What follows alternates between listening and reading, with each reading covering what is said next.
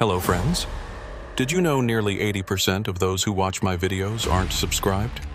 If you enjoy these stories, please hit that subscribe button and leave a like. It really helps. Thank you for being here. By the way, where are you watching from? Let me know in the comments. I have been driving 18-wheelers across this country for the better part of 17 years now, and I thought I had seen just about everything the road could throw at a man.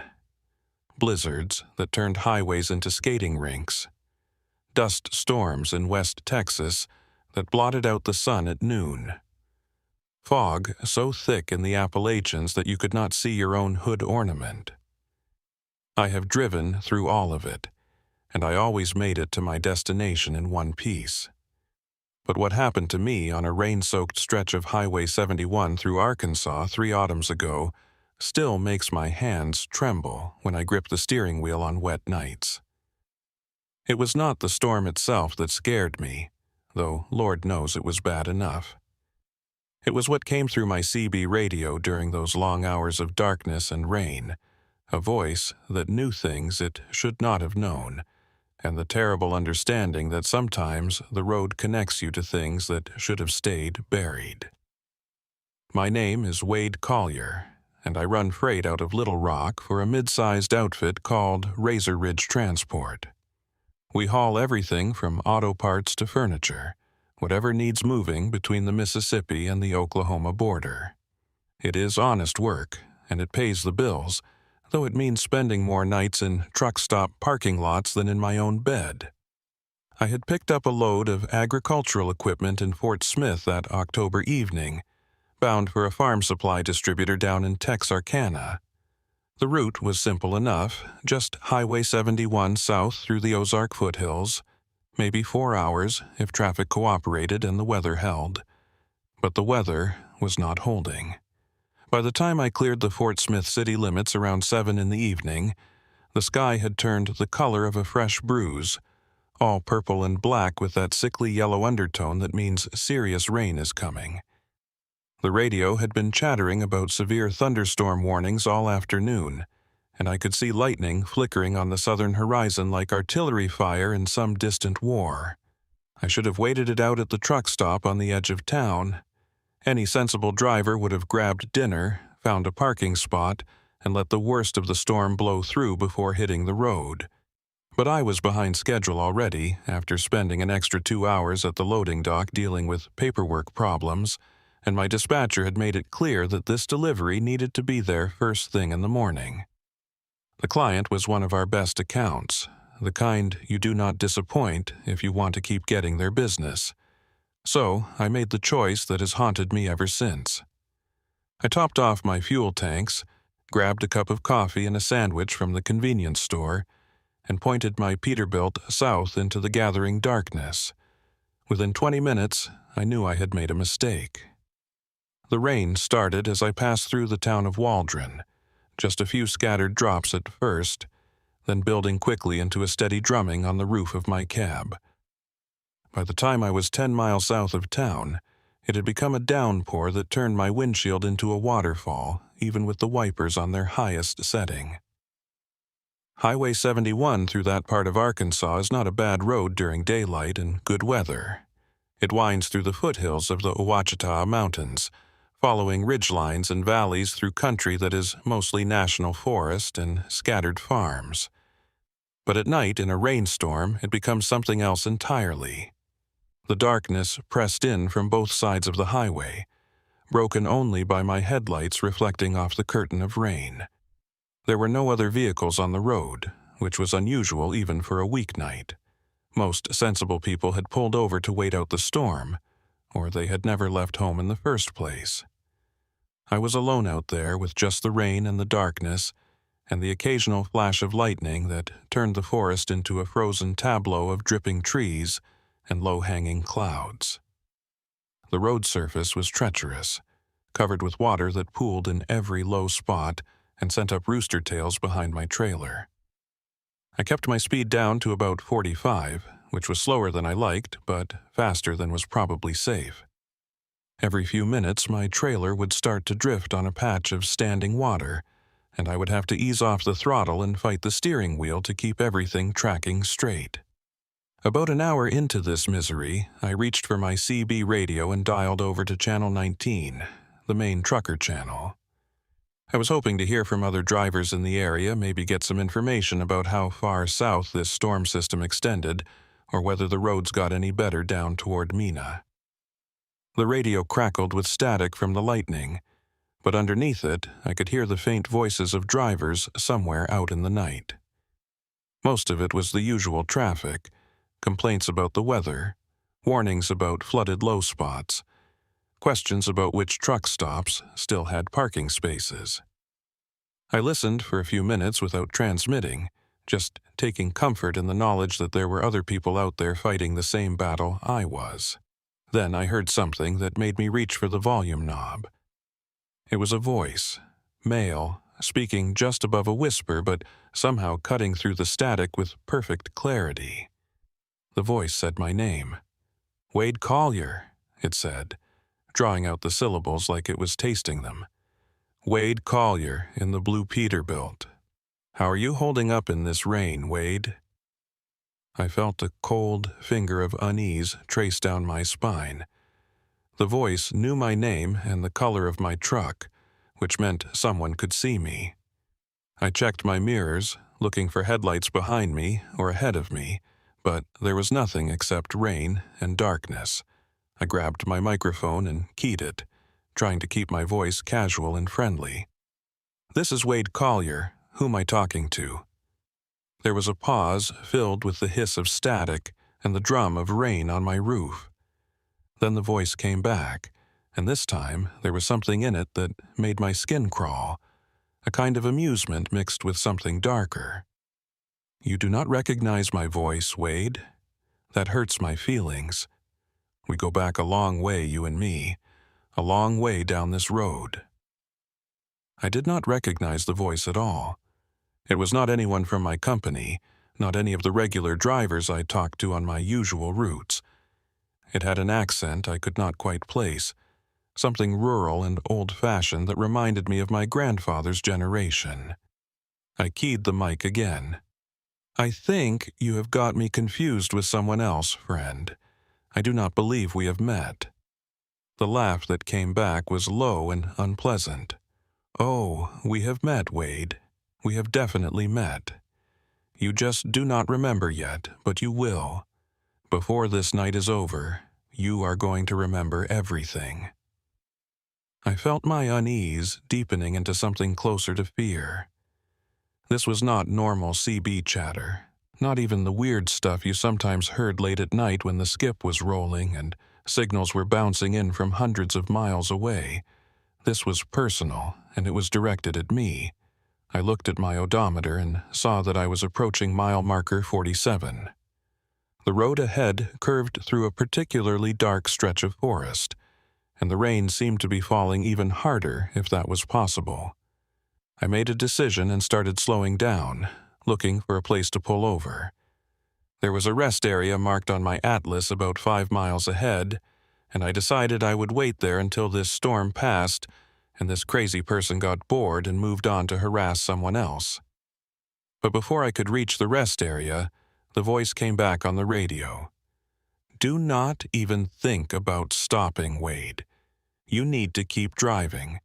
You need to keep moving south on Highway 71, just like you always do, just like you did that night." "What night?" I asked, before I could stop myself. "What are you talking about?" There was another pause.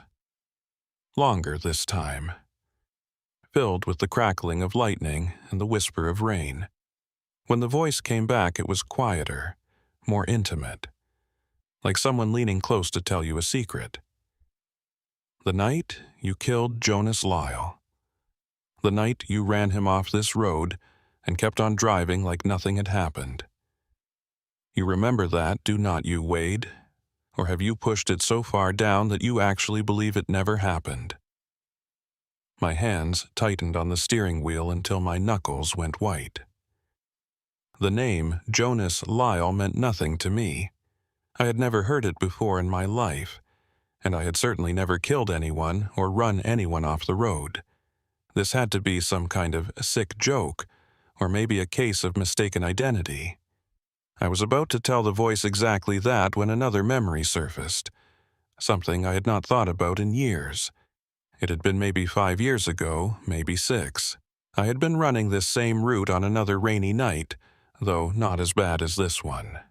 I had been younger then, more aggressive with my driving, more willing to push the limits to make good time. There had been a vehicle ahead of me that night, some kind of old pickup truck crawling along at maybe 30 miles an hour with no lights on. I had come up behind it fast, too fast, and I had leaned on my air horn to get the driver to either speed up or pull over. The truck had swerved when I hit the horn, overcorrected, and drifted toward the shoulder. I remembered seeing it fishtail once, twice, and then I had been past it, continuing south with my delivery, already putting the incident out of my mind. I had assumed the driver got the truck back under control. I had assumed everything was fine. I had never checked the news or the police reports. I had never looked back. Now, sitting in my cab with the rain hammering down and the voice whispering through my radio, I felt the cold certainty settling into my bones. That truck had not gotten back under control.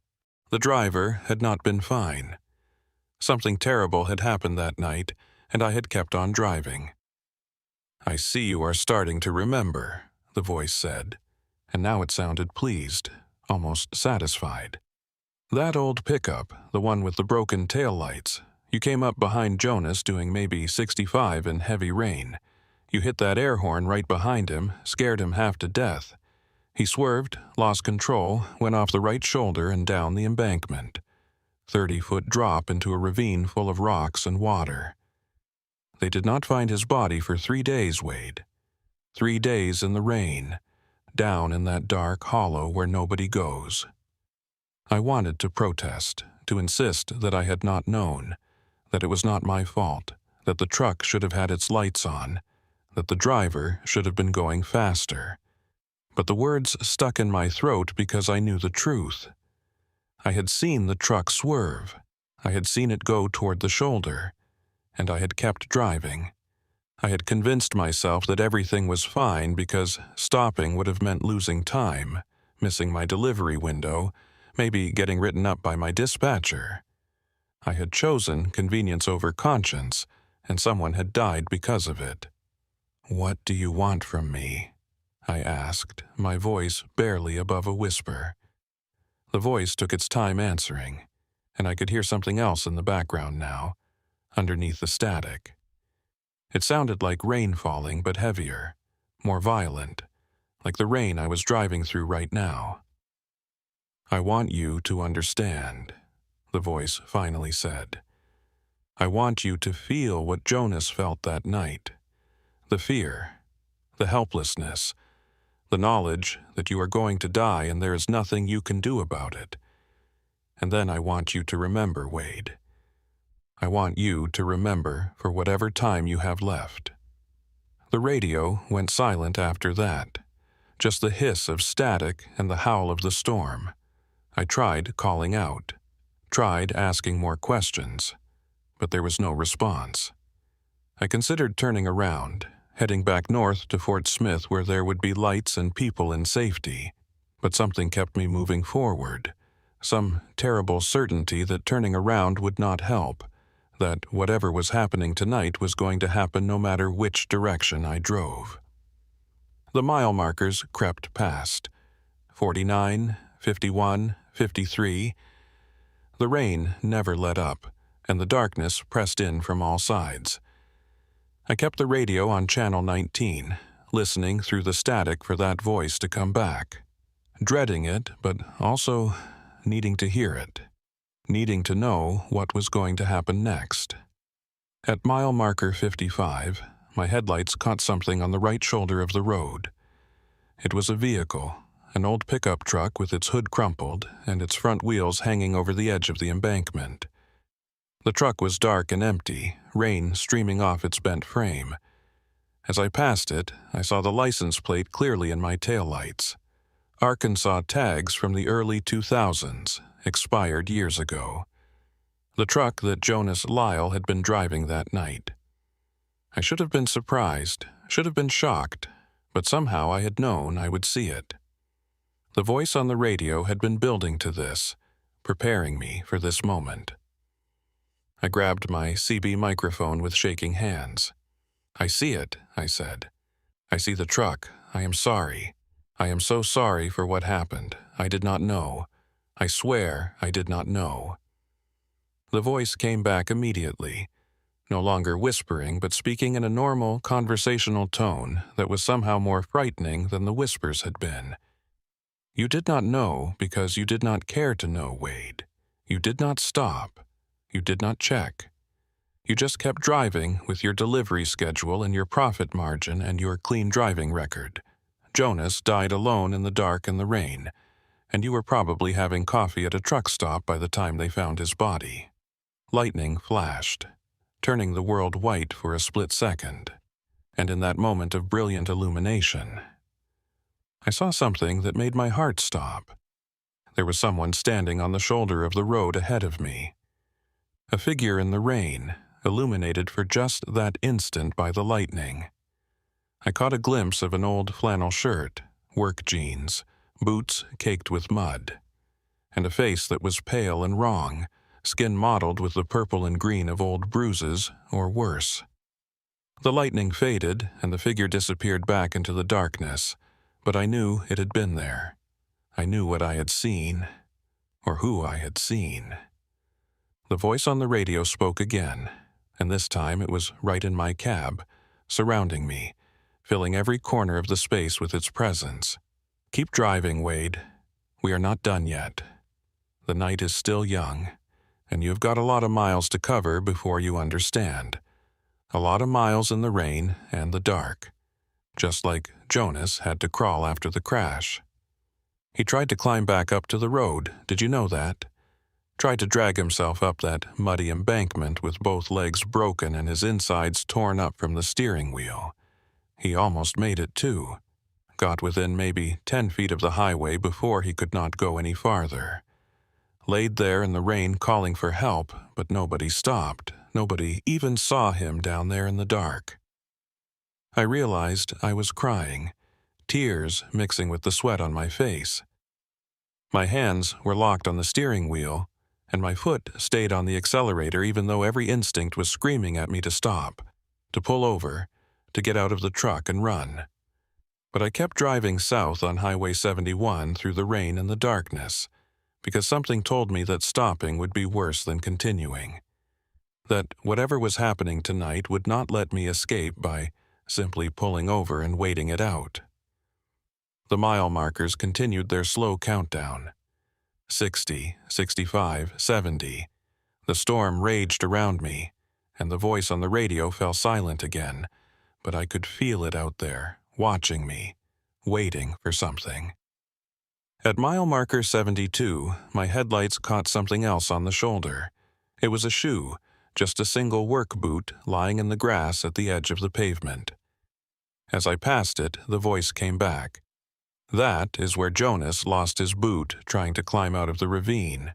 Size 10, brown leather, worn down at the heel from years of working construction jobs. His right foot was mostly gone by the time they found him, Wade. Animals got to him before the search party did." I did not respond. There was nothing I could say that would make any difference. I just kept driving, kept watching the road ahead, kept waiting for whatever was coming next.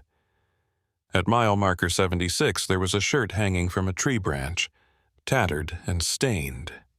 At mile marker 80, there was a belt coiled in the grass like a snake. At mile marker 83, there was something dark and organic-looking that I did not let myself identify, just caught a glimpse of it in my peripheral vision and forced myself not to look closer. The voice spoke after each one, describing what Jonas had lost, what he had left behind as he tried to crawl back to safety. The boot, the shirt, the belt, pieces of himself scattered along this dark highway, marking a trail that nobody had followed until it was too late. And I understood then what was happening. This was not just about making me feel guilty.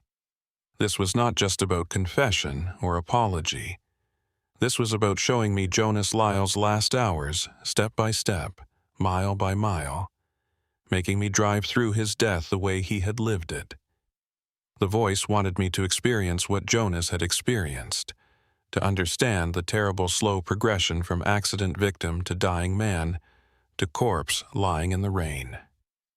My CB crackled, and the voice came back one more time. One more stop, Wade. One more mile marker. Then you will understand everything. I looked at my odometer and saw that I was approaching mile marker 90. The rain was falling harder than ever, and my windshield wipers could barely keep up with it. Through the downpour, I could see something ahead, something large blocking the right lane of the highway.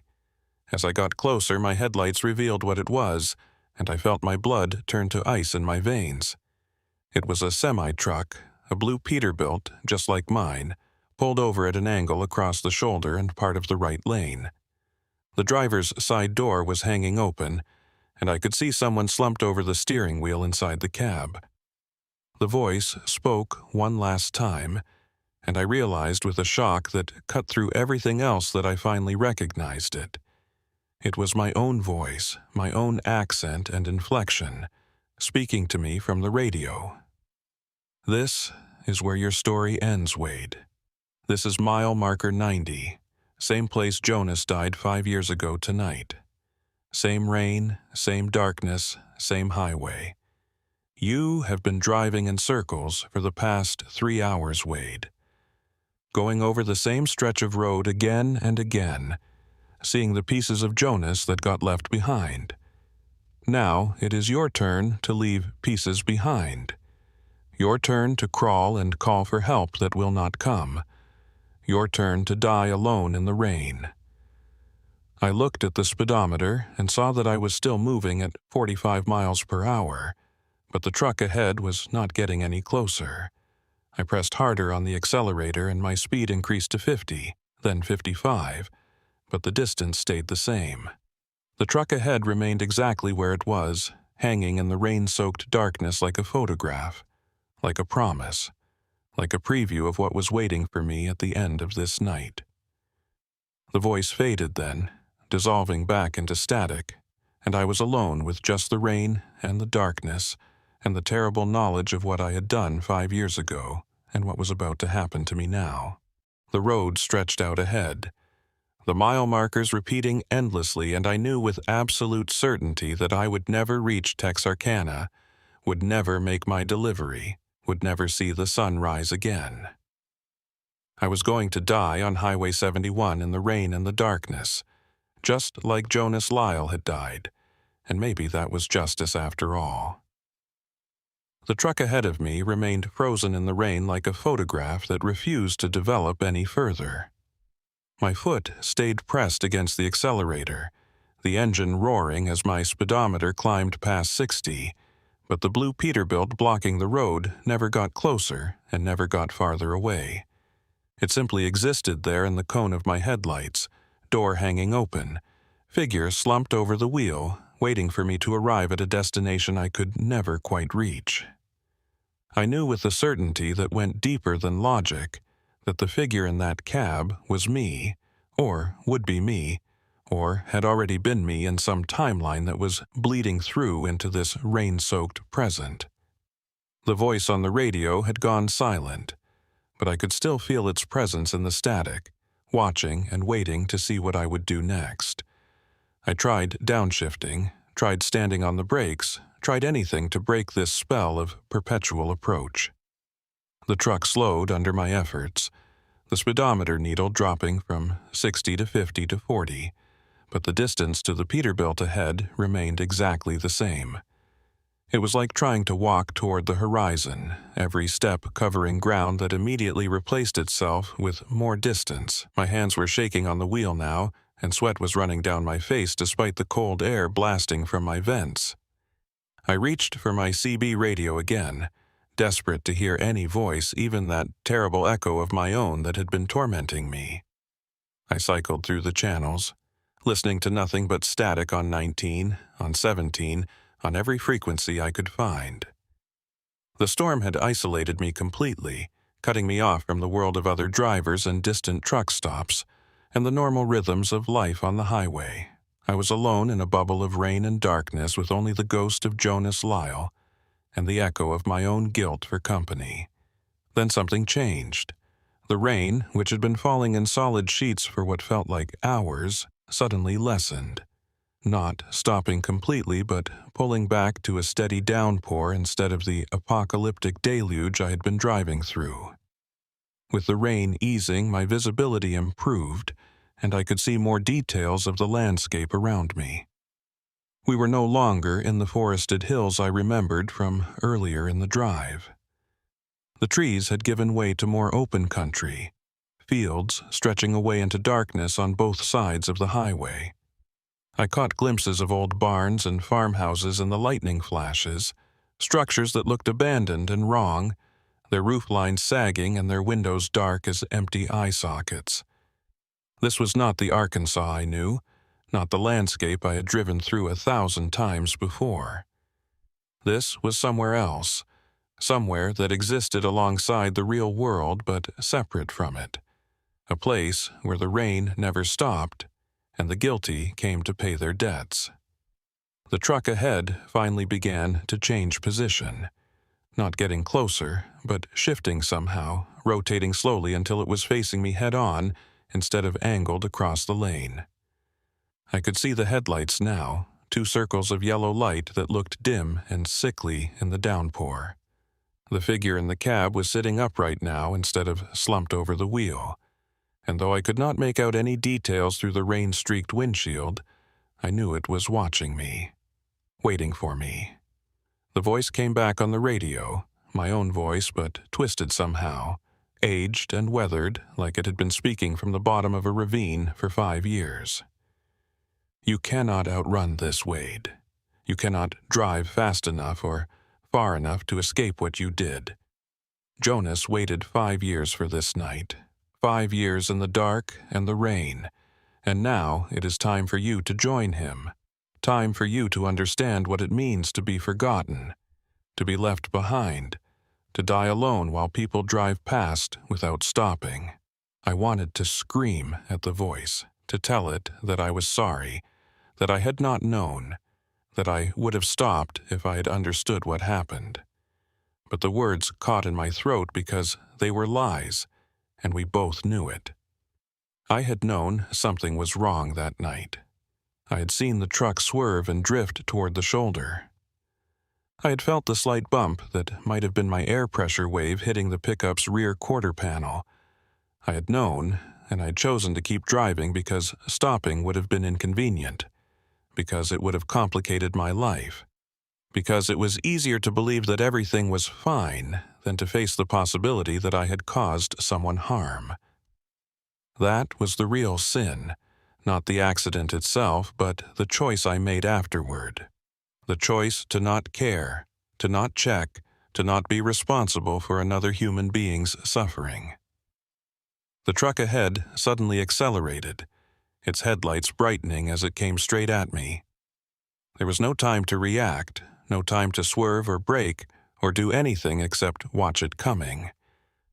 I threw up my arms instinctively, bracing for an impact that would crumple my cab like aluminum foil and end whatever strange loop I had been trapped in.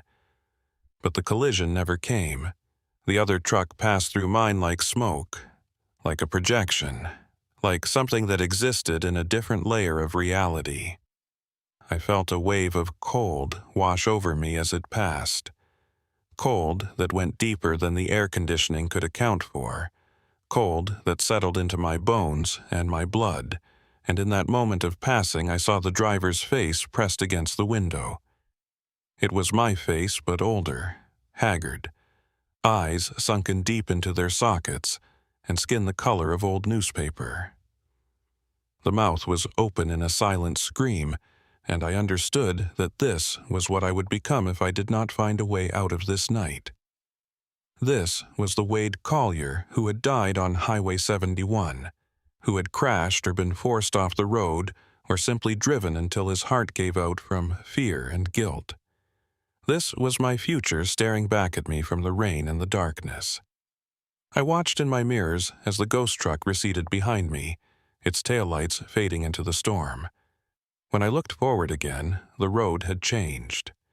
I was no longer on Highway 71, or at least not any version of it that existed on normal maps. The pavement had deteriorated, cracked, and potholed, with grass growing up through the breaks in the asphalt. The road markings were faded to the point of invisibility, and the mile markers had been replaced by old wooden posts that I could not read in the darkness. The rain continued its steady drumming, and my wipers scraped across the windshield with a rhythm that was starting to sound like words. Jonas Lyle, Jonas Lyle, Jonas Lyle, over and over, until I wanted to rip the wiper motor out with my bare hands. I reached down and switched them off, preferring to drive nearly blind rather than listen to that accusing rhythm any longer. Without the wipers, the rain quickly obscured my windshield, and I had to lean forward and peer through the small clear space at the bottom of the glass. That was when I saw the figure standing in the road ahead. It was a man, or had been a man, standing perfectly still in the center of the northbound lane. He was wearing the same flannel shirt and work jeans I had glimpsed in the lightning flash earlier, but now I could see his face clearly despite the rain and darkness. It was a face that had spent too long in the weather, skin mottled and loose, eyes that did not reflect my headlights the way living eyes should. One arm hung at an unnatural angle, and when he took a step toward me, his right leg dragged behind him like it was no longer properly attached to his hip. I knew this was Jonas Lyle, or what was left of him after 5 years in the dark hollow below Highway 71. I knew I should stop, should get out and face him, should accept whatever punishment he had waiting for me. But the animal part of my brain, the part concerned only with survival, made the decision for me. I jerked the steering wheel hard to the left, aiming for the southbound lane to go around him. The truck responded sluggishly on the wet pavement, the trailer beginning to swing wide as I fought to control the turn. Jonas did not move from the center of the northbound lane, just stood there watching me with those dead eyes as I tried to swerve around him. For a moment, I thought I was going to make it. Thought I would get past him and back onto whatever passed for the main highway in this nightmare version of Arkansas. Then I felt the trailer start to jackknife. I had been going too fast for the conditions, had turned too hard, had done exactly what Jonas had done that night when I came up behind him with my horn blaring. The trailer swung out to the right, pushing the back end of my cab with it, and suddenly I was sliding sideways across the wet pavement with absolutely no control over my vehicle. Everything happened in slow motion, the way they say it does in moments of crisis. I saw the right shoulder of the road coming up fast, saw the grass and the darkness beyond where the embankment dropped away into nothing. I stood on the brakes, but that only made the skid worse, the trailer pushing the cab even harder. Jonas was still standing in the road as I slid past him, and I swear I saw him smile. A terrible expression on that ruined face. Then the shoulder was under my wheels, and I felt the terrible floating sensation of going over the edge. The cab tilted, passenger side dropping first, and I was thrown against my door as the whole rig began to roll. I remember thinking that this was it, that I was finally going to experience what Jonas had experienced. The crash and the impact and the terrible knowledge that you are going to die, and there's nothing you can do about it. I remember the sound of metal grinding and glass breaking. I remember the sudden stop that threw me against my seatbelt so hard I thought my ribs would cave in. And then I remember nothing at all, just darkness and silence, and the distant sound of rain falling. When I woke up, I was not in my truck anymore. I was lying on wet grass, rain falling on my face, and every part of my body was screaming with pain. I tried to sit up and immediately regretted it as fire shot through my ribs and my left arm refused to cooperate. I managed to roll onto my right side and look around, trying to figure out where I was and what had happened. My truck was about 20 feet away, lying on its passenger side at the bottom of an embankment. The trailer had separated from the cab and was resting at an angle against a stand of trees. Steam or smoke was rising from the engine compartment, and I could smell diesel fuel and hot metal. I had gone over the side just like Jonas had gone over, had rolled and crashed just like he had rolled and crashed. But I was alive, conscious, able to move even if it hurt like hell. Jonas had not been so lucky. I tried to call out for help, but my voice came out as barely a whisper. My throat was raw, and I could taste blood in my mouth. I looked up at the highway above me, saw the lights of a vehicle passing by, and tried to wave my good arm. But the vehicle did not stop, did not even slow down. Just kept moving through the rain, the driver probably never seeing me down here in the darkness. I understood then what Jonas had gone through. The crash itself was terrible, but the aftermath was worse. The knowledge that you need help, that you are hurt badly, that you might be dying, but no one stops. No one sees you. No one cares. You are just another piece of debris that fell off the highway, something to be found later by a maintenance crew or a search party if you are found at all. I tried to crawl toward the embankment, thinking maybe I could climb up to the road, maybe flag down a driver who would actually stop and help me. But my left arm was useless, probably broken, and my left leg was not much better. Every movement sent fresh waves of pain through my body, and after maybe 10 feet of dragging myself through the wet grass, I had to stop and rest. The rain continued falling, soaking through my clothes and chilling me to the bone. I could feel myself starting to shake, the first stages of shock setting in, and I knew I needed to get help soon or I was going to die down here just like Jonas had died. I looked back at my truck and saw something that made my blood run cold despite the shock and the pain. There was someone standing next to the cab, a figure in a flannel shirt and work jeans looking down at me with those dead eyes. Jonas Lyle had followed me over the edge.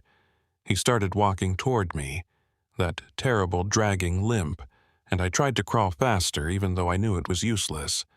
I could not outrun him, could not escape him, could not do anything except wait for him to reach me and do whatever he had been planning to do since this nightmare began. But as he got closer, I realized something. He was not coming to hurt me. He was coming to help me, or at least to show me something. Jonas stopped about 5 feet away and looked up at the highway. I followed his gaze and saw another set of headlights approaching, a big rig moving south through the rain. Jonas turned back to me and spoke, his voice wet and thick, like he was talking through water. "Call out, Wade. Try to stop them. See if they care enough to check." I tried. God help me, I tried. I waved my good arm and shouted as loud as I could, though the sound that came out was more of a croak than a shout. The truck passed overhead without slowing, the sound of its engine dopplering away into the distance. Jonas nodded slowly, like I had just confirmed something he already knew. "Now you understand," he said. "Now you know what it feels like to be abandoned, to be left for dead, while people drive past worrying about their schedules and their deliveries and anything except the possibility that someone might need their help." More vehicles passed, a car, another truck, an SUV with its high beams on. I called out to all of them, waved, tried everything I could to get their attention. But no one stopped. No one even slowed down to look. I was invisible down here in the dark and the rain, just another accident that someone else would have to deal with. Just another problem that could be ignored if you drove fast enough. After the 5th or 6th vehicle passed without stopping, I stopped trying. I just lay there in the wet grass with the rain falling on me and Jonas Lyle standing watch a few feet away, and I understood that this was my punishment. Not death, though that might come eventually. The real punishment was understanding, was experiencing firsthand the terrible loneliness and abandonment that comes from being forgotten by the world. Jonas spoke again, his voice somehow clear despite the rain and the wind. I waited 3 days for someone to find me, Wade. 3 days down in that ravine with both legs broken and my insides torn up. 3 days listening to vehicles pass overhead while I slowly bled out and went cold. I called out until my voice gave out. I waved until I could not lift my arms anymore. And then I just lay there and waited to die. You gave me 15 minutes before you stopped trying. Before you gave up and accepted that no one was coming. 15 minutes, Wade. I tried to tell him I was sorry, tried to explain that I had not known, but the words would not come. My voice was gone, shock was setting in deeper, and the cold was spreading through my body like ice water in my veins. I could feel myself slipping away, consciousness fading at the edges, and I knew that if I passed out down here, I might never wake up. Jonas seemed to sense what was happening. He knelt down next to me, his ruined face close to mine, and I could smell the earth and rot that clung to him. This is your choice now, Wade. You can die down here, like I died, slow and cold and alone. Or you can fight, you can crawl up that embankment the way I tried to crawl up mine. You can drag yourself back to the road and try again to flag down help. Maybe someone will stop this time. Maybe someone will care enough to check. Or maybe you will make it 10 feet up that slope and realize you cannot go any farther, and you will slide back down and lie here until the cold takes you. Either way, you will understand what I went through. You will carry that knowledge for whatever time you have left. He stood up and backed away, fading into the rain and darkness like he had never been there at all. And I was alone again, with just the pain and the cold and the sound of the rain falling. I do not know how long I lay there before I made the decision to try. Time had stopped meaning anything, each moment stretching out into eternity and then compressing back into nothing. But eventually, some spark of survival instinct or stubbornness or maybe just fear of dying like this made me start moving. I rolled onto my stomach and began dragging myself toward the embankment, using my right arm and my good leg to pull myself forward inches at a time. The grass was slick with rain and my own blood, and I kept sliding backward, losing ground, having to start over. But I kept going because the alternative was to lie still and die, and I was not ready for that yet. The embankment seemed impossibly high, a cliff face that no injured man could hope to climb. But I got my hand on a root, pulled myself up a few feet, found a rock to brace my good leg against, pulled up a few more feet. The pain was incredible. White, hot flashes that made me see stars, but I pushed through it and kept climbing. I made it maybe 15 feet up the 30-foot slope before I could not go any farther. My strength was gone, my good arm shaking with exhaustion, my leg cramping so badly I could not get any purchase on the muddy surface. I clung to a small tree growing out of the slope and looked up at the road above me, so close but impossibly far away. I could see the edge of the pavement, could see the white fog line marking the shoulder. I was closer than Jonas had gotten, I realized. He had said he made it within 10 feet of the road before he had to stop. I had made it within 15 feet. But it did not matter because I could not go any farther and the cold was spreading through my limbs, and I could feel my grip on the tree starting to loosen. That was when I saw the headlights coming. Not passing overhead this time, but slowing down. A vehicle pulling over onto the shoulder right above where I was clinging to the embankment. A door opened, and I heard a voice calling out. A woman's voice, rough with age and cigarettes. "Hello, is someone down there? I saw something on the shoulder. Thought maybe there was an accident.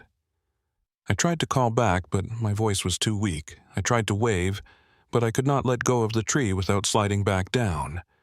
So I just hung there and hoped she would look over the edge. Hoped she would care enough to check. Hoped that this time someone would stop. Footsteps in the gravel above, coming closer to the edge. Then a flashlight beam swept down the embankment and found me clinging to the tree like a broken spider. The woman let out a curse and called out to someone else, probably a passenger in her vehicle. "There is someone down here. Call 911. Tell them we have got an injured person off Highway 71 near mile marker 90. Tell them to hurry." I heard her voice, but I could not hold on anymore.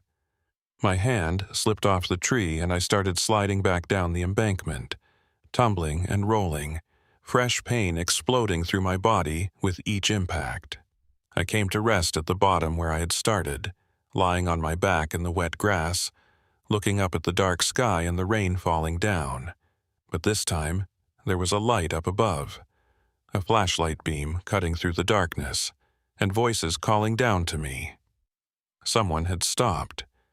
Someone had cared enough to check. Someone was coming to help.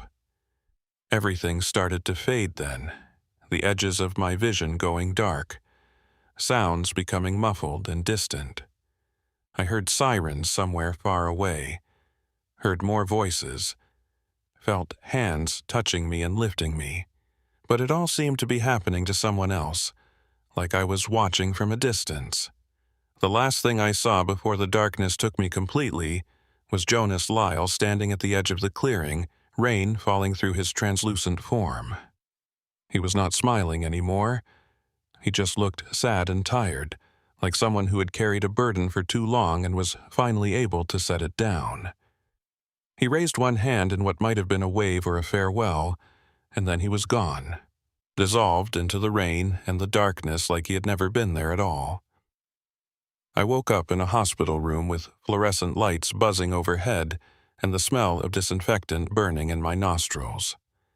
For a moment, I could not remember where I was or how I had gotten there, could only register the dull ache that seemed to radiate from every part of my body.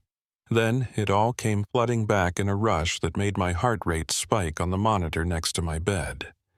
The rain, the voice on the CB radio, Jonas Lyle standing in the road, the crash in the cold, wet grass and the terrible crawl up the embankment. I tried to sit up and immediately regretted it as pain shot through my ribs. A nurse appeared at my bedside almost instantly, gently pushing me back down onto the pillows and adjusting something on the IV line running into my arm.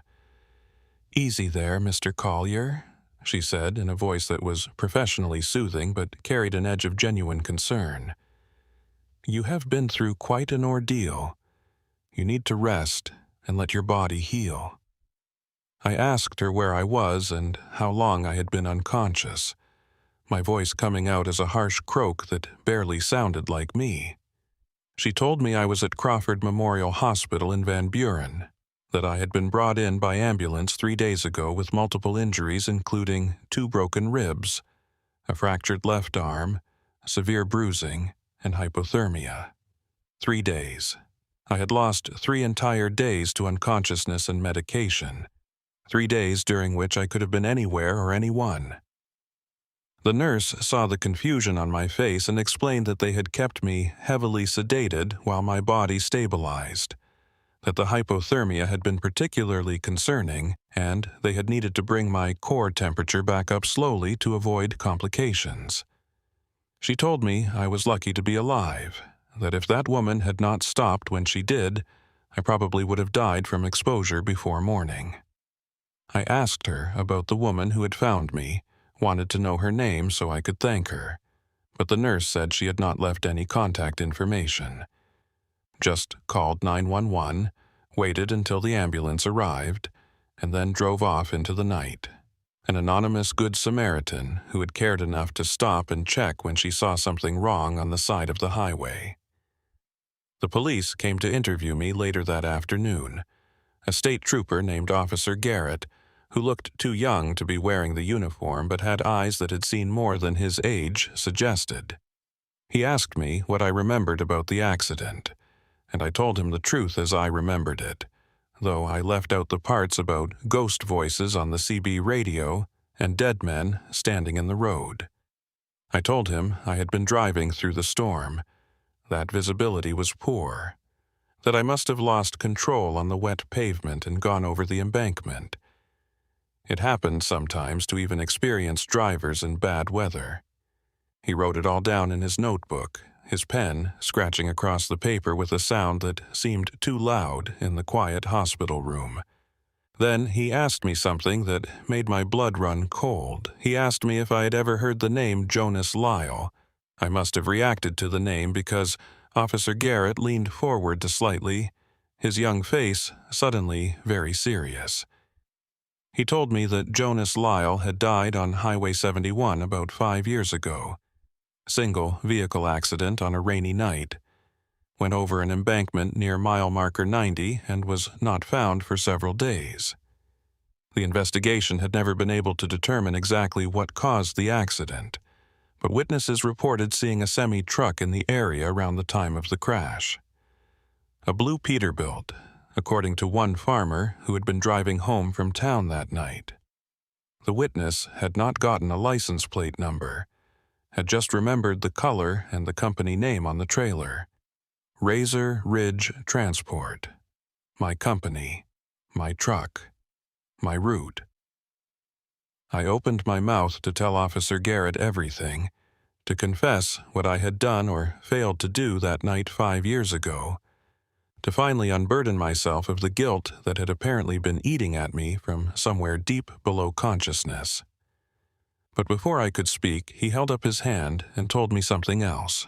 He said that Jonas Lyle's brother had been looking into the accident for years, trying to find out what really happened, trying to track down the truck driver who might have been involved. The brother's name was Silas Lyle, and he had become somewhat obsessed with finding answers, had spent thousands of dollars hiring private investigators and tracking down leads. About 2 years ago, Silas had started monitoring CB radio frequencies along Highway 71, listening for truckers who ran regular routes through that area, trying to identify anyone who might have information about his brother's death.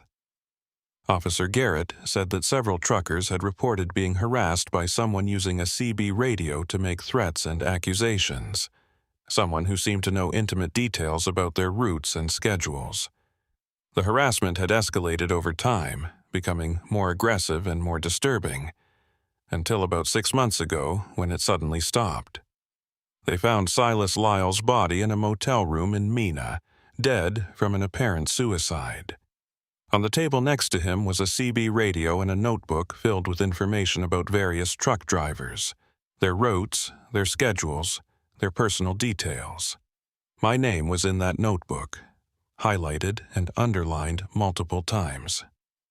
Officer Garrett told me all of this in a flat, professional tone, watching my face for reactions. He said they believed Silas had been using the CB radio to harass drivers he suspected of being involved in his brother's death, that the voice I heard on the radio that night was probably recordings Silas had made before he died, played back through some kind of automated system he had set up. The technology existed to do something like that, the officer explained, to program a CB radio to broadcast on specific channels at specific times, to create the illusion of someone actively communicating when really it was just a dead man's voice reaching out from the grave. It was a neat explanation, logical and rational, something that fit comfortably into the world of police reports and evidence and reasonable doubt. But I knew the truth. I had seen Jonas Lyle standing in the road with rain falling through his translucent form. I had felt the cold that came off him like radiation from ice. I had heard him speak with a voice that came from somewhere deeper than any recording could reach. What I had experienced out there on Highway 71 was not technology or automation or the clever machinations of a grief-crazed brother. It was something older and more terrible than that, something that the official world of police and hospitals could not accommodate in its understanding of how reality worked. Officer Garrett asked me if I wanted to press charges against Silas Lyle's estate for the harassment, if I wanted to pursue any kind of legal action for the distress the CB radio messages had caused. I told him no, that I just wanted to put the whole thing behind me and focus on recovering from my injuries. He seemed satisfied with that answer, told me he would file his report as a weather-related accident with no criminal component, and that I should contact him if I remembered any additional details that might be relevant. After he left, I lay in my hospital bed and stared at the ceiling tiles, trying to process everything he had told me. The official story made sense on the surface, but it could not explain what I had experienced. It could not explain the physical evidence I had seen scattered along the highway, the boot and the shirt and the other things. It could not explain how the truck ahead of me had passed through my cab like smoke, or how I had been trapped in a loop driving the same stretch of road over and over. Most of all, it could not explain the look in Jonas Lyle's eyes when he stood next to me at the bottom of that embankment, the sadness and the understanding, and the release that came when someone finally stopped to help me the way no one had stopped to help him.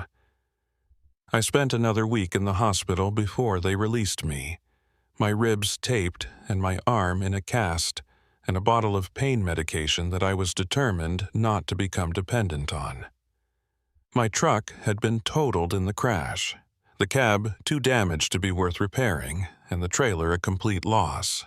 The cargo of agricultural equipment had been scattered across the bottom of the ravine, and my company's insurance was still fighting with the manufacturer over who was responsible for the loss. I had lost my truck, my livelihood, and nearly my life, all because I had made a choice 5 years ago to keep driving instead of stopping to check on another human being. Razor Ridge Transport put me on paid leave while I recovered, which was generous of them considering the circumstances, but I knew I would not be going back to driving for them or anyone else. The road had shown me something about myself that night, something I could not unsee or unknow, and I was not ready to face it again behind the wheel of another truck. Instead, I decided to do what I should have done 5 years ago. I decided to find out the truth about Jonas Lyle and what had happened to him that night on Highway 71. The Crawford County Library had back issues of the local newspaper on microfiche, and I spent several days scrolling through editions from 5 years ago until I found the articles about Jonas.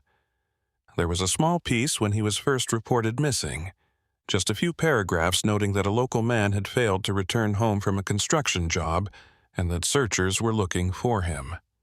Then nothing for 3 days until the follow-up article that reported the discovery of his body. The details matched what Jonas's ghost had told me at the bottom of the embankment.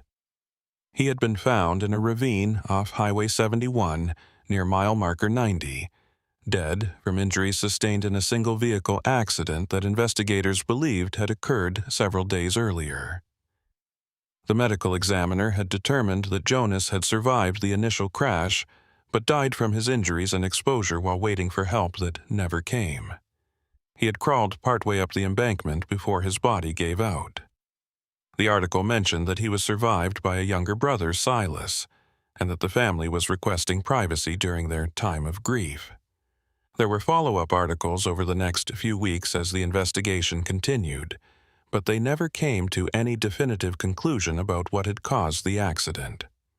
No mechanical failure was found in Jonas's truck. No evidence of alcohol or drugs in his system. No obvious explanation for why an experienced driver would lose control on a road he had driven hundreds of times before. The case was eventually ruled an accident and closed, leaving Silas Lyle with no answers and no justice, and an obsession that would eventually consume him. I found information about Silas's death in more recent newspapers. The articles were brief and matter-of-fact, noting that he had been found dead in a motel room from what appeared to be a self-inflicted gunshot wound. Police said there was no evidence of foul play, and no note was found, but family members reported that Silas had been struggling with depression related to his brother's death. The investigation into several CB radio harassment incidents was mentioned in passing, but the articles made it clear that the police considered the matter closed with Silas's death. No charges would be filed, no further action would be taken. Silas Lyle, in his grief and his desperate need for answers, had been filed away into the closed case drawers of the state police office. Another sad story with no resolution. But I knew there was more to it than that.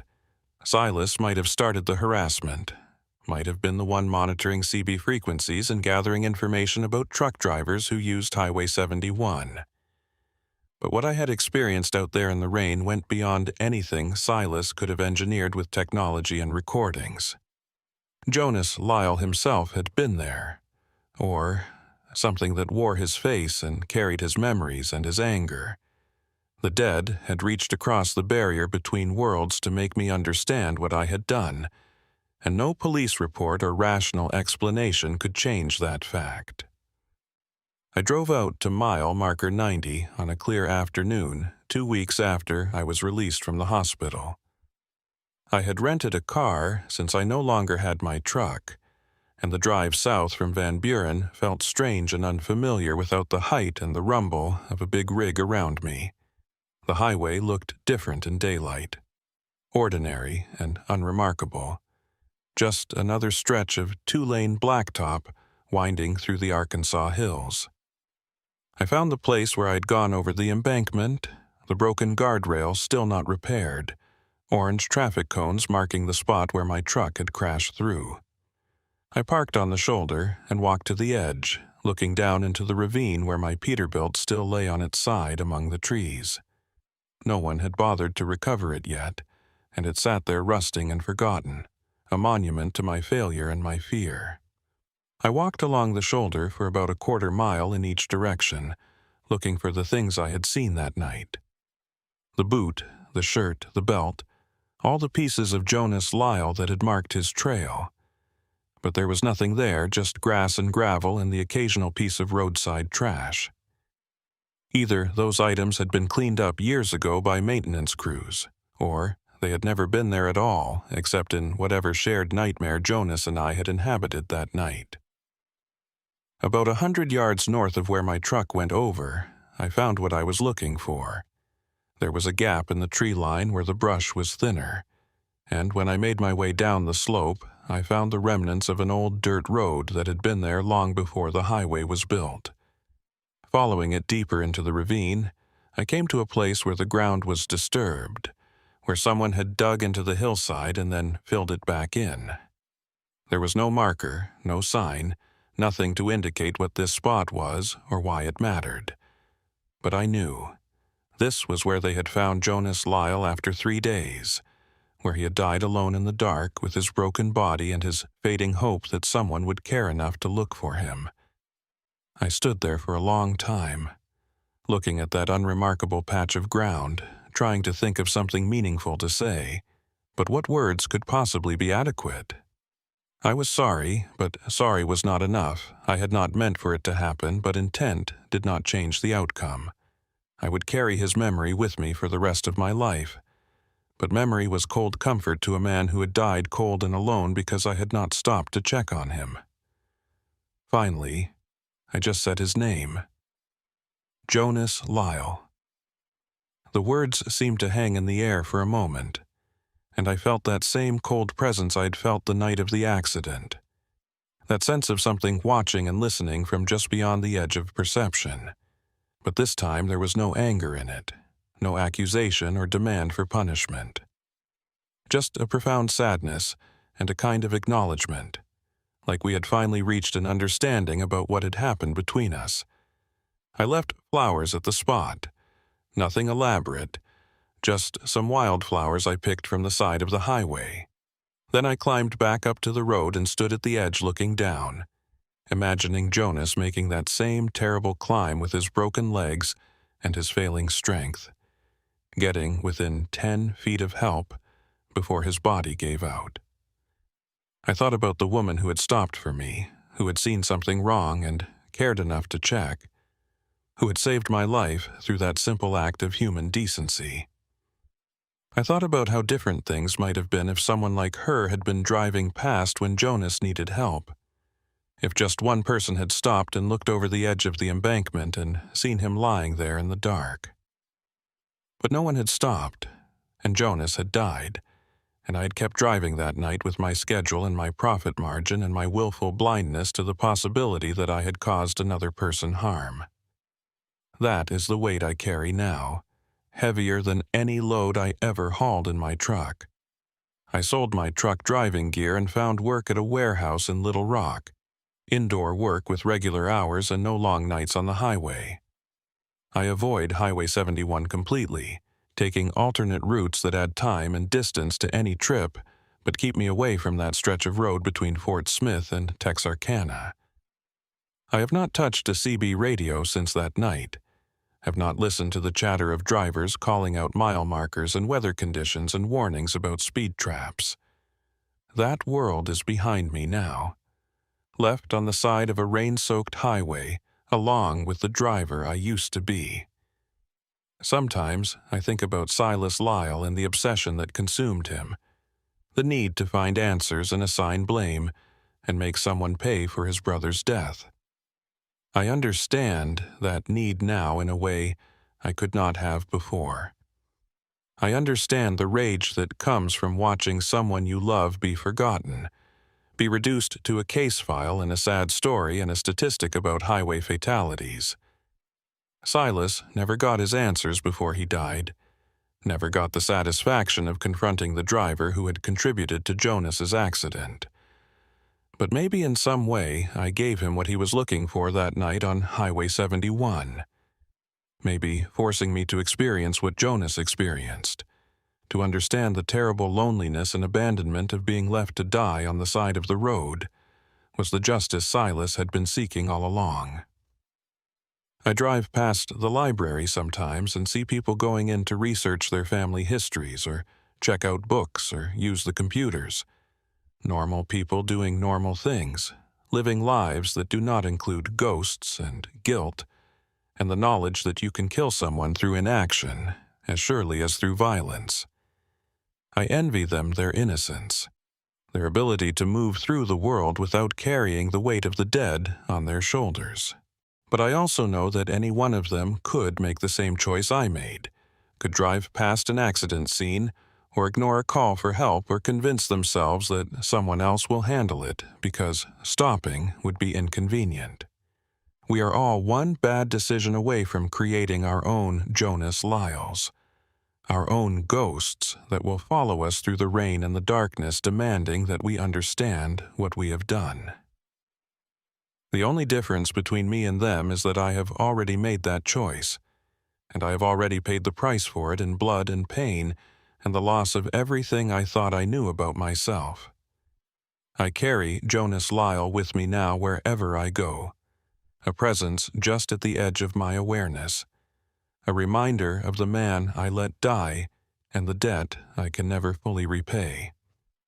Sometimes, on rainy nights, I think I hear his voice on the wind, not accusing or angry anymore, but just there, bearing witness to what happened on Highway 71 and to the choices we all make when we think no one is watching. 6 months passed before I had the courage to drive Highway 71 again. Not in a truck this time, just the same rental car I'd been using since the accident, the one that felt too small and too quiet after years of riding high in a Peterbilt cab. I told myself I was making the drive to visit an old friend in Texarkana, but that was a lie I constructed to make the trip seem reasonable and normal. The truth was that I needed to go back, needed to face that stretch of road one more time in daylight and good weather, needed to prove to myself that it was just asphalt and paint and mile markers like any other highway in America. I needed to know that Jonas Lyle was truly gone, that his ghost had found whatever peace it was looking for when it watched me get rescued from the bottom of that embankment. The journey that had nearly killed me 6 months ago took on a different character in the bright May sunshine, with wildflowers blooming along the shoulders and the Ozark Hills green and alive with spring growth. I left Little Rock just after dawn, taking Highway 40 west to Fort Smith, and then turning south onto Highway 71. The morning was cool and clear, the kind of weather that makes you understand why people fall in love with Arkansas despite its poverty and its problems and its complicated history. I had the windows down and the radio playing country music, trying to maintain a casual attitude about what I was doing, trying to pretend this was just another drive through familiar territory. But my hands were tight on the steering wheel, and I could feel my heart rate increasing as I passed through Waldron and continued south into the hills. Every mile marker I passed felt like a countdown, a progression toward some inevitable confrontation that I both dreaded and needed. The road looked harmless in the daylight, winding through the forested hills with occasional glimpses of farmhouses and cleared fields. There were other vehicles on the highway now, a mix of cars and trucks going about their normal business, and that made it easier somehow. I was not alone out here, not isolated in a bubble of rain and darkness with only ghosts for company. I was just another driver on a busy highway, someone who had every right to be here and nothing to fear from the pavement beneath my wheels. As I approached mile marker 90, I found myself slowing down without consciously deciding to do so. The broken guardrail where my truck had gone over had been repaired, replaced with new galvanized steel that gleamed in the sunlight. The orange traffic cones were gone, and there was nothing to indicate that anything unusual had ever happened at this spot. Just another random point along the highway, indistinguishable from the miles that came before it and the miles that would come after. I pulled onto the shoulder about 100 yards past the marker and sat there with the engine running, looking back at the place where my life had changed forever.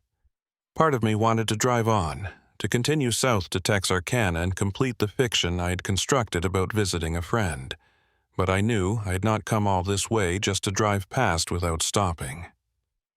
I shut off the engine and got out of the car, the warm spring air a shocking contrast to the cold rain I remembered from that night. Birds were singing in the trees, and I could hear the distant sound of a tractor working in some nearby field. Life continuing its normal rhythms, indifferent to the human dramas that played out along this ribbon of asphalt.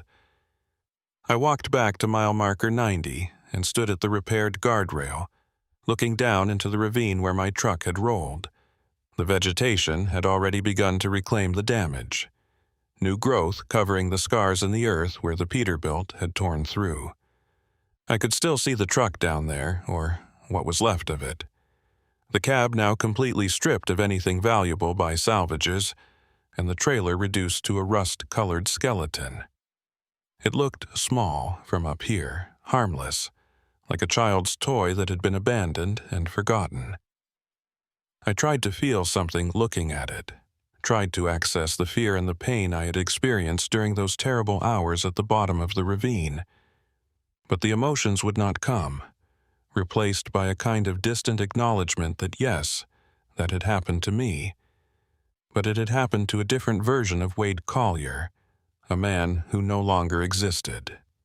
The person I was now had been forged in that crucible of guilt and terror and physical suffering, and looking at the wreckage of my old truck felt like looking at a shed skin, something I had outgrown and left behind. I heard a vehicle approaching from the south and turned to see a semi-truck cresting the rise, its chrome grille glinting in the sunlight. For a moment, my heart seized in my chest as I waited to see if it would be a blue Peterbilt, if somehow the ghost truck from that rainy night had found its way back into the daylight world. But it was just a red Kenworth hauling a load of hay bales, the driver giving me a friendly wave as he passed. I waved back automatically, a gesture that felt strange after months away from the trucker community, and watched the truck disappear around the next curve. That was when I saw her standing on the opposite shoulder of the highway, an older woman in jeans and a denim jacket, gray hair pulled back in a ponytail, watching me with an expression I could not quite read. She looked familiar in a way that made my skin prickle, and it took me a moment to realize why. This was the woman who had stopped the night of the accident, The anonymous Good Samaritan who had looked over the embankment and seen me clinging to that tree. The woman who had called 911 and saved my life. I raised my hand in an uncertain greeting and started to cross the highway toward her, wanting to thank her, needing to tell her how much her simple act of caring had meant to me. But she held up her own hand to stop me, and I froze in the middle of the northbound lane. There was something about her stillness, about the way she stood there without moving, that made me suddenly uncertain about what I was seeing. She called out to me across the empty highway, her voice carrying clearly in the spring air. "You should not have come back here, Wade Collier. Some roads are better left behind." The use of my full name sent a chill down my spine despite the warm sunshine. I had never told her my name that night, had never spoken to her directly at all. I had been semi-conscious at the bottom of the ravine while she called for help from above. "Who are you?" I called back, though some part of me already knew the answer. "How do you know my name?" She smiled, a sad expression that did not reach her eyes. "I know a lot of things about you, Wade. I know what you did 5 years ago. I know about Jonas Lyle and how he died while you kept driving. I know about Silas and his obsession and his recordings and his death. I know everything because I was there for all of it." My mouth went dry and I took an involuntary step backward. "That is not possible. You stopped to help me 6 months ago. You called 911. The hospital told me about you." She shook her head slowly. "The hospital told you what their records showed, what the 911 dispatcher logged in the system. But records can be wrong, Wade. Memories can be unreliable. Did you ever wonder why that woman never left her name? Why she disappeared before the ambulance arrived? Why nobody could tell you anything about her except that she had called for help?" I wanted to argue, to insist that she was real because I had seen her, because the nurse had told me about her, because the alternative was too disturbing to contemplate. But the words would not come because she was right.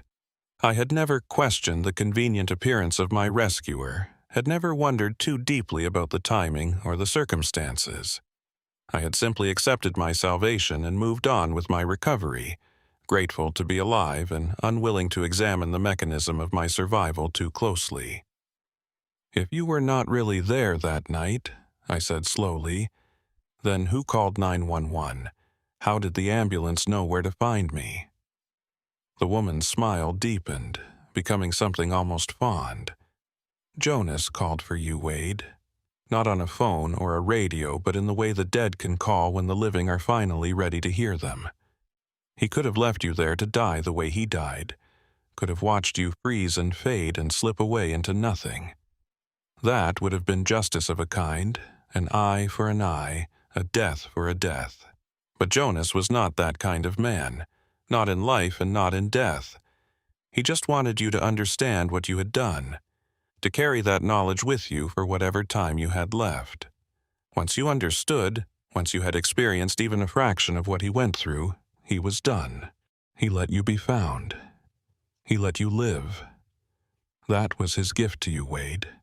The gift of understanding and the burden of memory." I felt tears running down my face without realizing I had started crying. I wanted to say I was sorry. I wanted to make it right somehow. She nodded as if I had said something wise instead of something obvious and inadequate. "You cannot make it right, Wade. Some things that break cannot be fixed.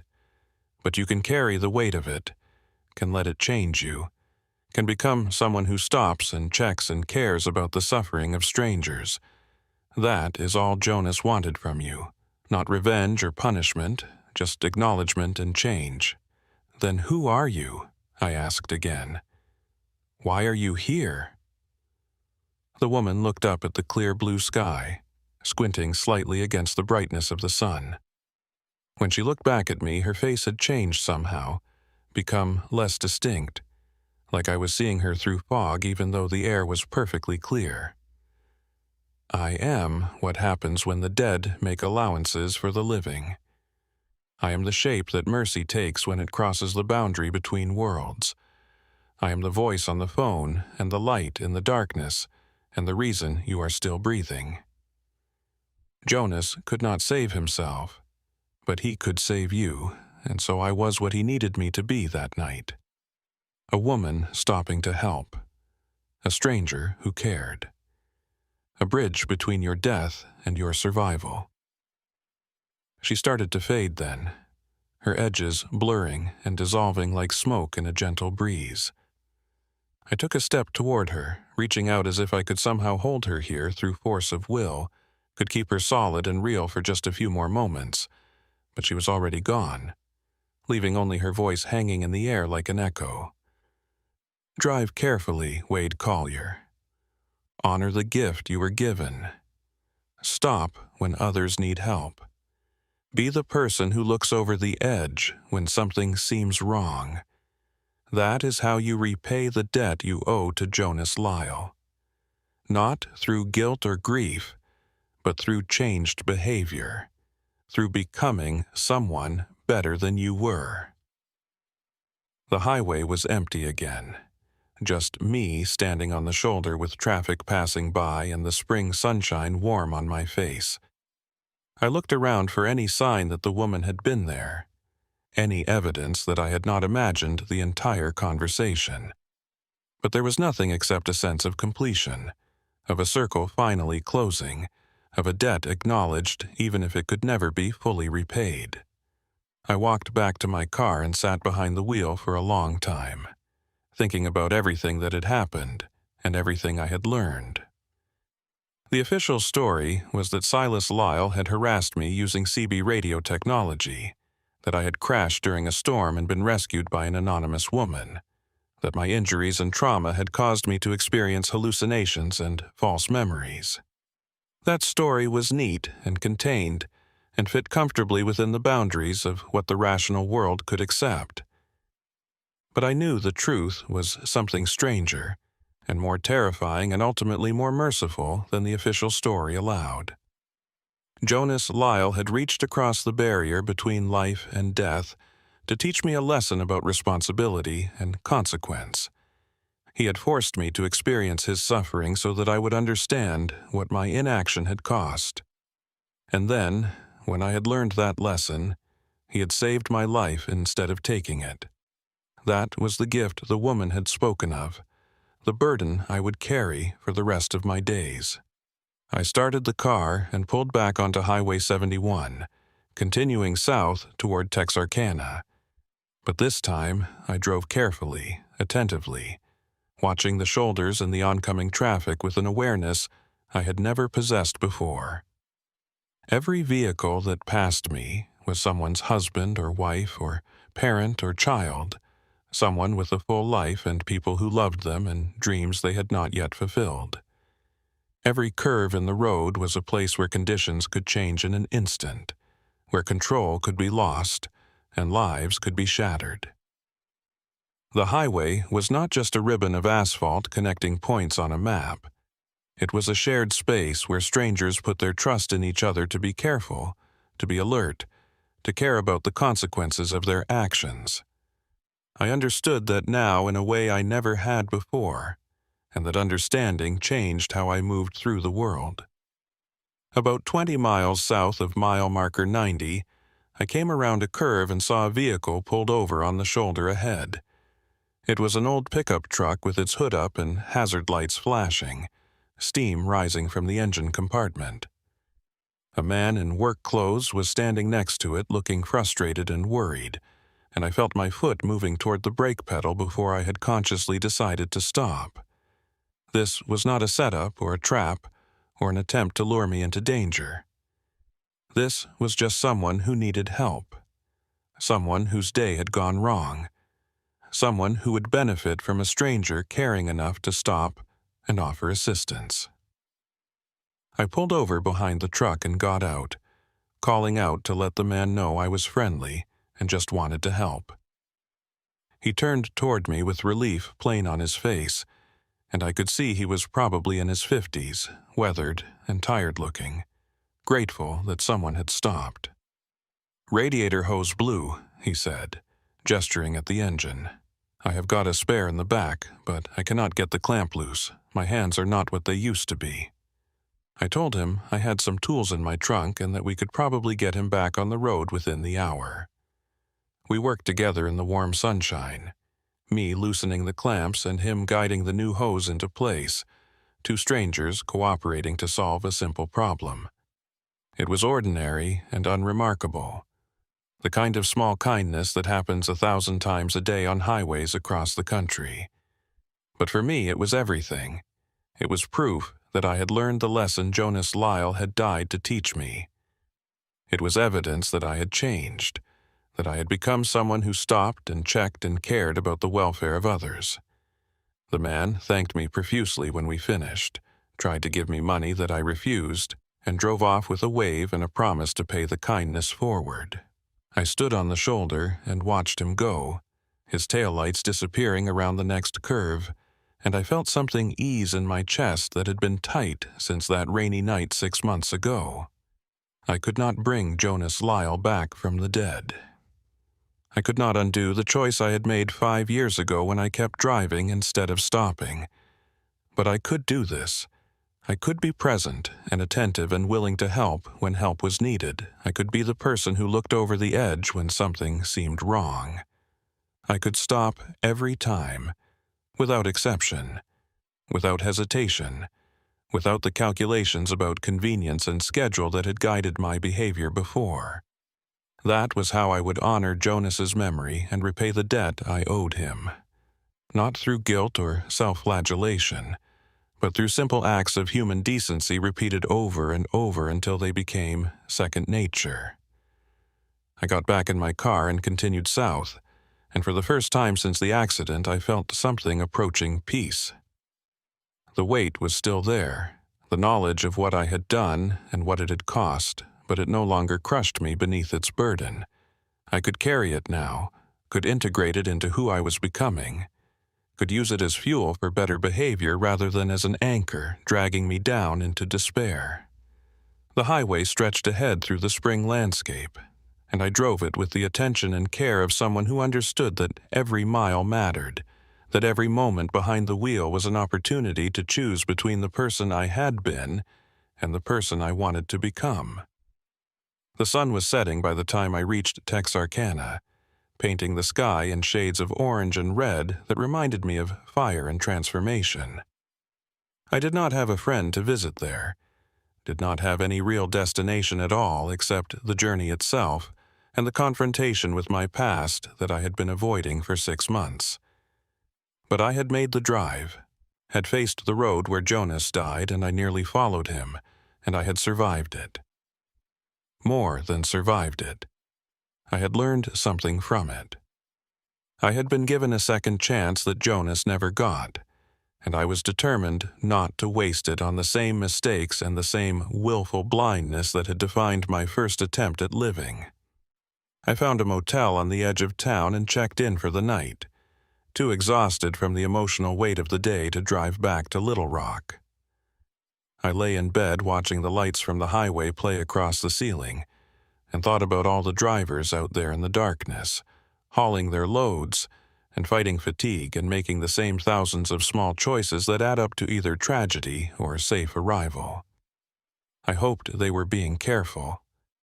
I hoped they were paying attention. I hoped that if they saw something wrong, if they witnessed an accident or noticed a vehicle in distress, they would do what I failed to do 5 years ago. I hoped they would stop. The next morning, I drove back to Little Rock, taking the same route through the mountains and the river valleys, past the same mile markers and the same curve where Jonas Lyle lost control and went over the embankment. But this time, I was not running from anything or hiding from my guilt or trying to pretend the past had not happened. I was simply moving forward, carrying my burden with as much grace as I could muster, trying to be better than I had been. That is all any of us can do, really. Learn from our failures, change our behavior, stop when others need help, and carry the weight of our choices without letting it destroy us. The road goes on forever, winding through darkness and light, through rain and sunshine, through moments of crisis and moments of grace. We choose at every mile marker whether to keep driving or to stop and check. We choose whether to be the kind of person who cares about the suffering of strangers or the kind who finds it easier to look away. I made the wrong choice once, and it cost a man his life and nearly cost me my own. I will not make that choice again. I will stop every time. I will check every time. I will care every time. That is the promise I made to Jonas Lyle's ghost on a rain-soaked highway in Arkansas, and it is the promise I keep every day I am alive to keep it. The dead do not ask much of us, really, just that we remember them, that we learn from them, that we become better people because they existed. Jonas Lyle taught me more in death than most people teach in a lifetime of living, and I am grateful for the lesson even as I mourn the cost. The road stretches on ahead, and I am still driving it. Different now, but still moving forward. That is all I can do. That is all any of us can do. Keep driving, but drive carefully. Stop when you need to. Check when something seems wrong. Care about the strangers who share the highway with you. Honor the dead by living better than you did before.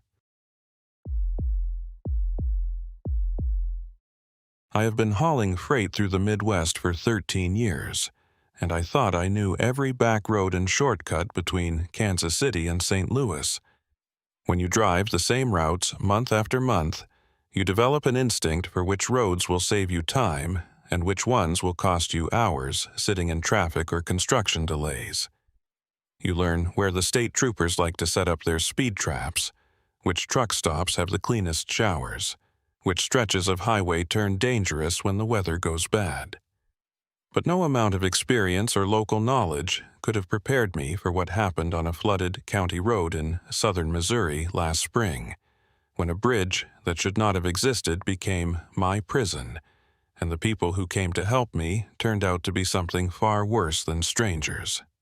My name is Clint Everhart, and I drive for a small independent outfit called Heartland Hauling out of Springfield.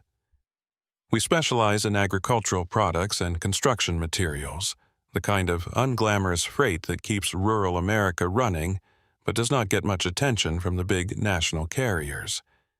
It was late April, and I was bringing a load of fence posts and steel panels from a supplier outside of Joplin to a ranch operation near Rolla. The route should have been straightforward, just Highway 44 east for about 100 miles, but Mother Nature had other plans. The spring rains had been relentless that year, turning normally docile creeks into raging torrents and flooding roads that had been dry for decades. By the time I loaded up and got on the highway, the radio was full of warnings about flash flooding and road closures. Highway 44 had been shut down near Lebanon due to water over the roadway, and the recommended detour was adding 2 hours to everybody's drive time. I sat in my cab at a truck stop outside of Carthage, drinking bad coffee and looking at my road atlas, trying to figure out an alternative route that would get me to Rolla before the delivery window closed.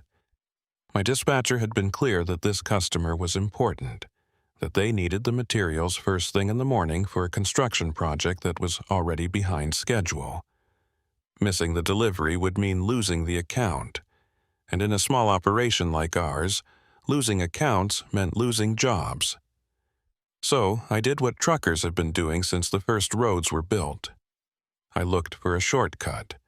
The atlas showed a network of county roads running roughly parallel to Highway 44, winding through the hills and valleys of the Ozark Plateau. Most of them were marked as paved, and according to my calculations, stringing together the right combination of these back roads would save me at least an hour compared to the official detour. It was a gamble because county roads could be treacherous in bad weather, and there was no guarantee they would all be passable with the flooding. But I had a good truck. I had years of experience driving in difficult conditions, and I had the confidence that comes from thinking you know better than the authorities who plan the official routes. I finished my coffee, plotted out a course that would take me through a series of small towns I had never heard of, and pointed my freightliner east onto County Road J. The rain had eased to a steady drizzle by the time I left the truck stop, which I took as a good sign. The first 20 miles went smoothly, the county road winding through farmland and forest with only occasional patches of standing water that my truck handled easily. I passed through a couple of tiny communities, just a few houses, and maybe a closed-down gas station or a boarded-up general store. The kind of places that had been dying slowly since the interstate system pulled traffic away from the old roads. There were no other vehicles on the road, which made sense given the weather warnings and the late hour. It was pushing 8 o'clock in the evening, and most sensible people were home having dinner with their families instead of trying to navigate flooded back roads in the gathering darkness. Around mile marker 37, County Road J intersected with County Road M, and according to my atlas, this was where I needed to turn north for about 15 miles before picking up State Highway 32. The intersection was marked by a blinking yellow caution light that cast an eerie glow on the wet pavement, and I could see that County Road M climbed up into more heavily forested hills. The road surface looked good, recently paved, and I could see drainage ditches on both sides that were handling the runoff from the rain. I made the turn and started climbing into the hills, my engine working harder as the grade increased and the curves became tighter. The forest closed in on both sides of the road, dense stands of oak and hickory with undergrowth thick enough to block any view of what lay beyond the tree line. It was the kind of country where you could hide just about anything, where the modern world had never fully penetrated, where old ways and old beliefs still held sway in the hollows and hidden valleys. I had grown up in Missouri, had spent enough time in rural areas to know that these hills had a character all their own, a sense of something ancient and patient that existed alongside but separate from the contemporary world of highways and cell phone towers and 24-hour news cycles. But knowledge and respect for a place do not always protect you from what it might contain, and sometimes the old roads lead to destinations that should have been left forgotten. About 8 miles up County Road M, my headlights caught something that made me start downshifting. There was water across the road ahead, a lot of water, spreading out in a dark sheet that reflected my lights like obsidian glass. I slowed to a crawl and eased forward, trying to judge the depth and the current. The road had descended into a small valley, and I could see that a creek had overflowed its banks and was running across the pavement in a torrent that looked maybe 6 inches deep, but was moving fast enough to kick up white water where it hit obstacles. On the far side of the flooded section, maybe 100 yards away, the road climbed back up into the hills and the pavement looked dry. It was a judgment call, the kind truck drivers make dozens of times on every trip. Play it safe and turn around, losing all the time I had saved by taking the back roads, or push through and hope my truck had enough weight and traction to handle the current. I sat there for a long moment, engine idling, weighing the risks against the potential rewards. The water did not look that deep, and I had driven through plenty of flooded low-water crossings over the years without any problems. My freightliner sat high off the ground with good tires and a loaded trailer that would give me traction. The smart play was probably to turn around, but I had not gotten this far by always making the smart play. Sometimes you had to trust your instincts and your equipment and your ability to handle whatever the road threw at you. I put the truck in its lowest gear and eased forward into the water, feeling the current push against my wheels as I entered the flow. The water was deeper than it had looked from a distance, rising up past my wheel wells and creating a bow wave that spread out ahead of my grill. But the truck was handling it, the weight of the load keeping me stable, the tires gripping the pavement beneath the rushing water. I was maybe 30 yards into the crossing when I felt the first serious push from the current, a lateral force that tried to shove the whole rig sideways. I corrected with the steering wheel and kept my speed steady, not too fast, or I would lose traction, not too slow, or I would give the current time to work against me. 50 yards, then 60, the far side getting closer. I was starting to think I was going to make it when the pavement beneath my wheels suddenly dropped away. It was not a gradual slope or a pothole, but a complete absence of road surface, like the flooding had undermined the pavement and washed away everything underneath. My front wheels hit nothing but water and empty space, and the nose of my truck dropped at an angle that sent everything in my cab that was not tied down sliding forward. I stood on the brakes, but there was nothing to brake against, just water and collapsing roadbed. The truck settled at a steep angle with the cab pointing downward and the trailer trying to pull the whole rig backward. Water was rushing around my doors and starting to seep in through the seals, and I could feel the current working to push me further off the damaged section of road. I grabbed my CB radio and started calling for help on Channel 19, but I was getting nothing back except static. The hills around me were blocking any signal, and there was probably not another truck within 20 miles of this isolated back road anyway.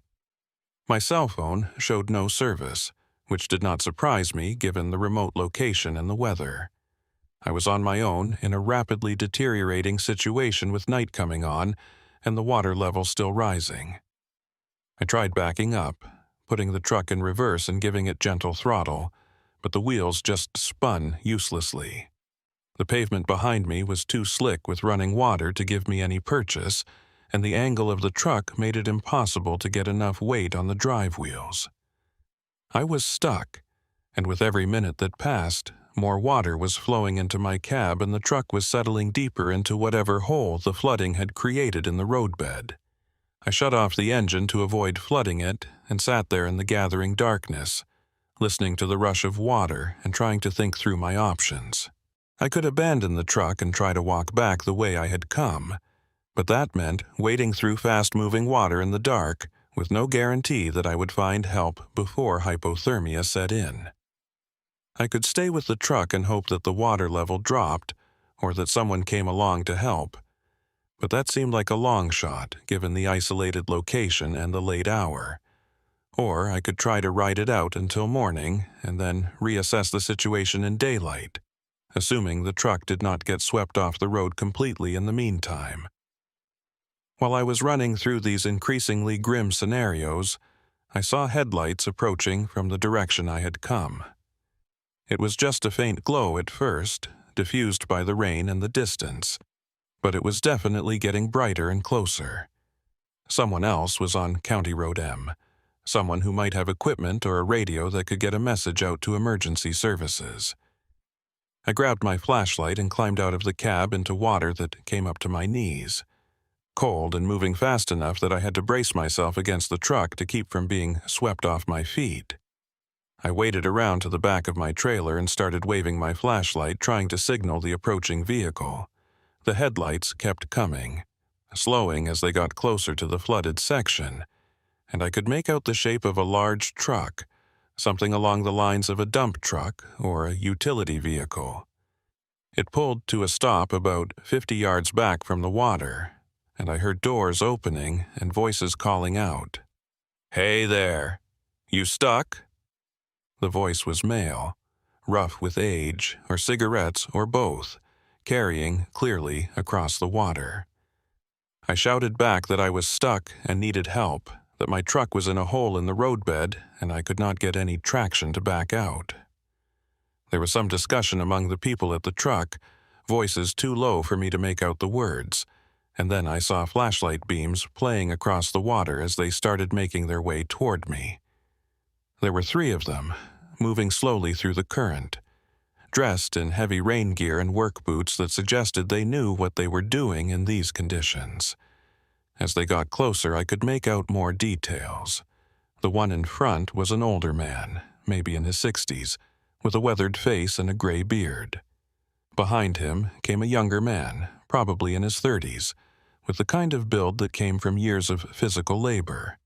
The third figure was a woman, also older, with her hair pulled back under a rain hat and an expression of concern on her face as she looked at my situation. They reached my truck and the older man did a quick assessment of the problem. shining his flashlight down into the water around my wheels and shaking his head. "You picked a bad spot to cross," he said, not unkindly. "The creek undermined this whole section of road about a week ago. County was supposed to close it off, but I guess they never got around to putting up barriers. You're not the first person to get caught here." I asked if they had a radio or a phone that could call for help, and the older man smiled in a way that did not reach his eyes. "No need for that just yet. We work for the county road department. We were out checking on flood damage when we saw your lights. We can probably pull you out with our truck if you will let us hook up a chain to your frame." The offer seemed almost too good to be true, but I was not in a position to question good luck when it appeared. I told them I would be grateful for any help they could provide, and the younger man went back to their truck to get chains and equipment while the older man and the woman stayed with me.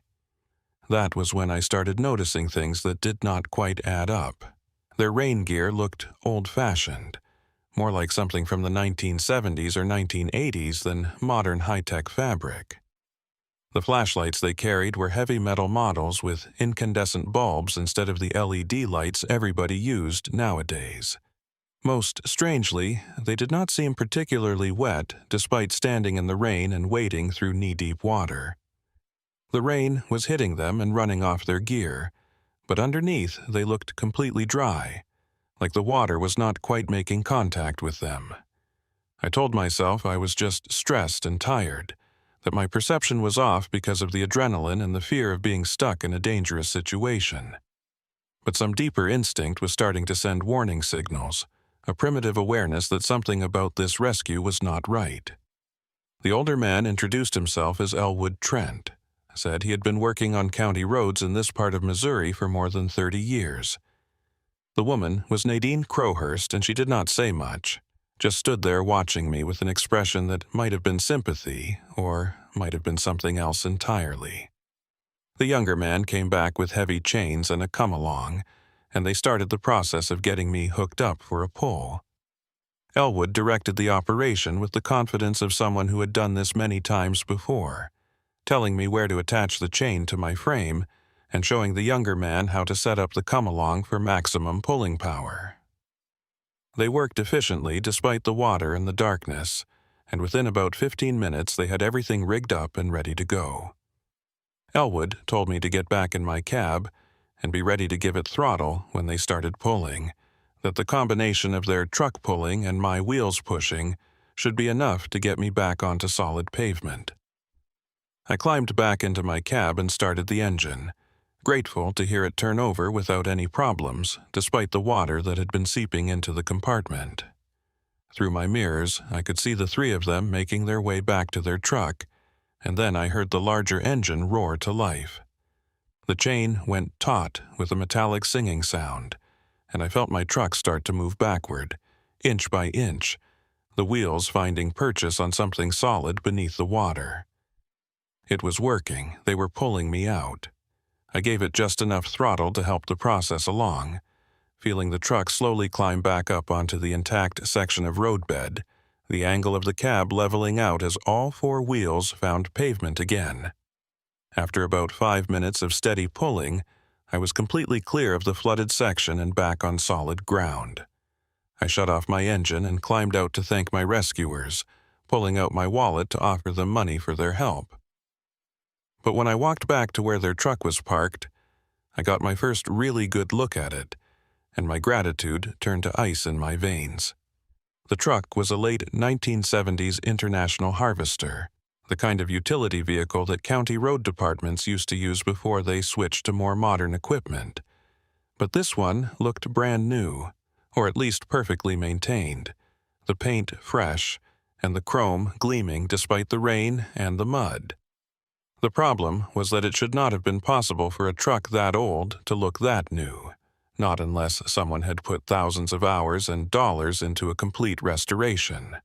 And county road departments did not restore old equipment for nostalgia. They replaced it with newer models that were safer and more efficient.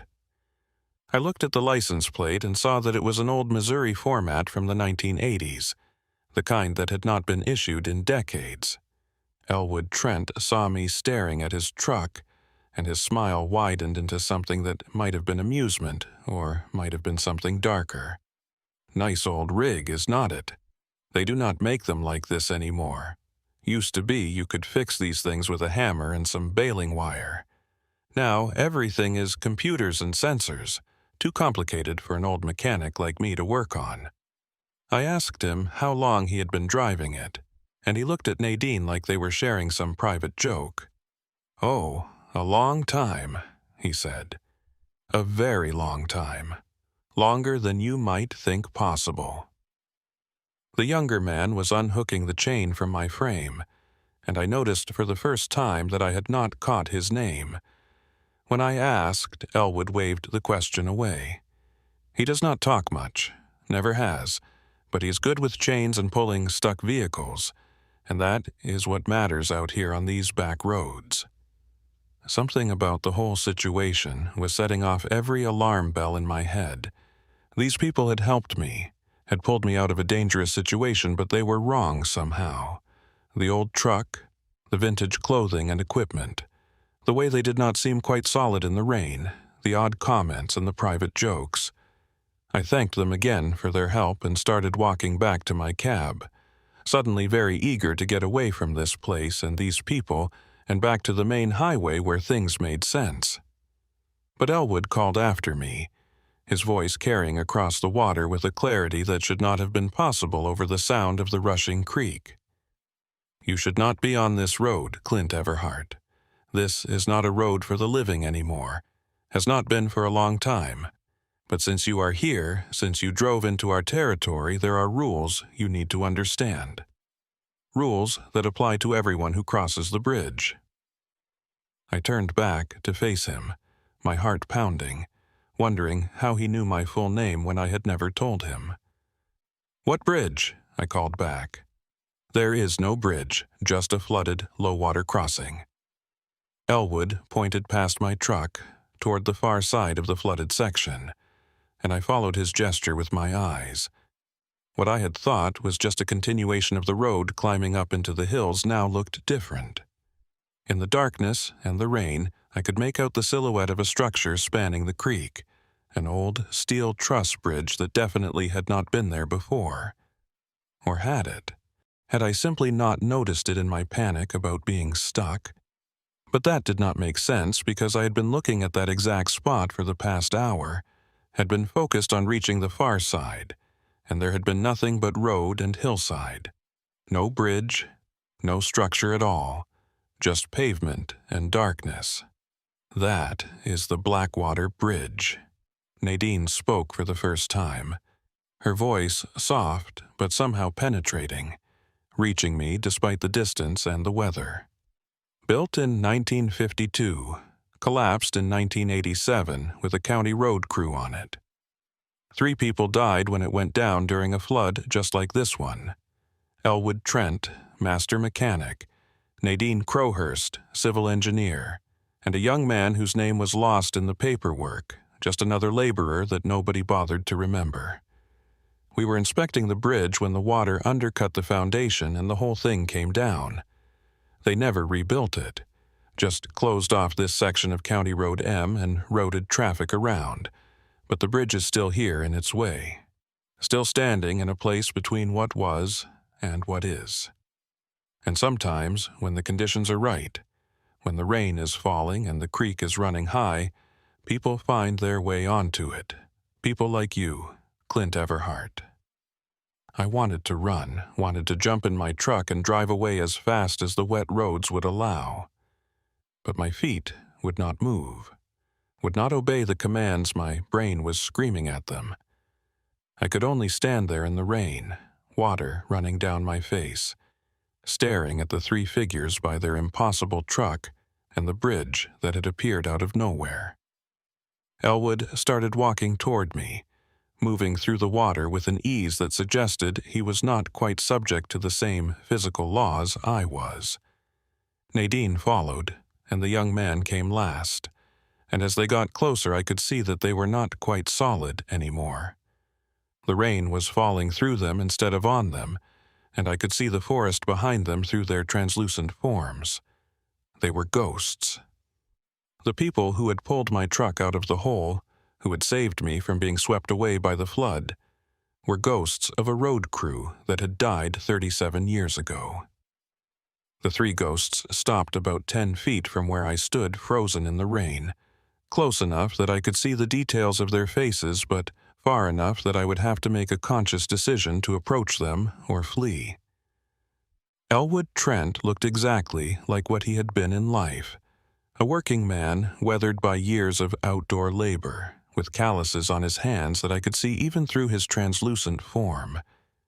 Nadine Crowhurst had the bearing of someone who had fought to be taken seriously in a male-dominated field, her posture straight and her eyes intelligent behind wire-rimmed glasses that sat on a face that flickered between solid and transparent. The young man stood slightly behind them, his features still indistinct, as if even in death he remained unimportant enough that the universe had not bothered to preserve the details of his appearance. I finally found my voice, though it came out as barely more than a whisper against the sound of rushing water and falling rain. "You are dead. You died in 1987. How are you here? How did you pull my truck out?" Elwood smiled that unsettling smile again, the one that suggested he found something amusing about my confusion and fear. "Dead is a complicated word, Mr. Everhart. We are not alive in the way you understand it, that much is true, but we are not gone either. When the bridge collapsed and the water took us, when we drowned in the flood with our work unfinished and our warnings unheeded, something kept us here. The bridge, the road, the water, they all hold memory, and we are part of that memory now, as real as the steel and concrete that used to span this creek. We exist in the spaces between what was and what is, and on nights like this, when the conditions match the night we died, we become solid enough to interact with your world. Solid enough to help, or to hinder, depending on the circumstances." I tried to process what he was saying, tried to reconcile the impossible reality of standing in flooded water, talking to ghosts with the rational worldview I had built over 43 years of living. But the evidence was right in front of me, translucent and flickering but undeniably present, and I could not deny what my eyes were showing me, even if my mind rebelled against accepting it. Nadine took a step closer, and I instinctively backed away, my boots slipping on the wet pavement. She held up her hands in a placating gesture, and I noticed that the rain was falling through her palms like they were made of smoke. "We are not here to hurt you, Mr. Everhart. We pulled your truck out because that is what we do. We were road workers in life, and in death we maintain the road still. But there is a price for our help, a toll that must be paid by anyone who receives assistance from the crew of Blackwater Bridge. You accepted our help.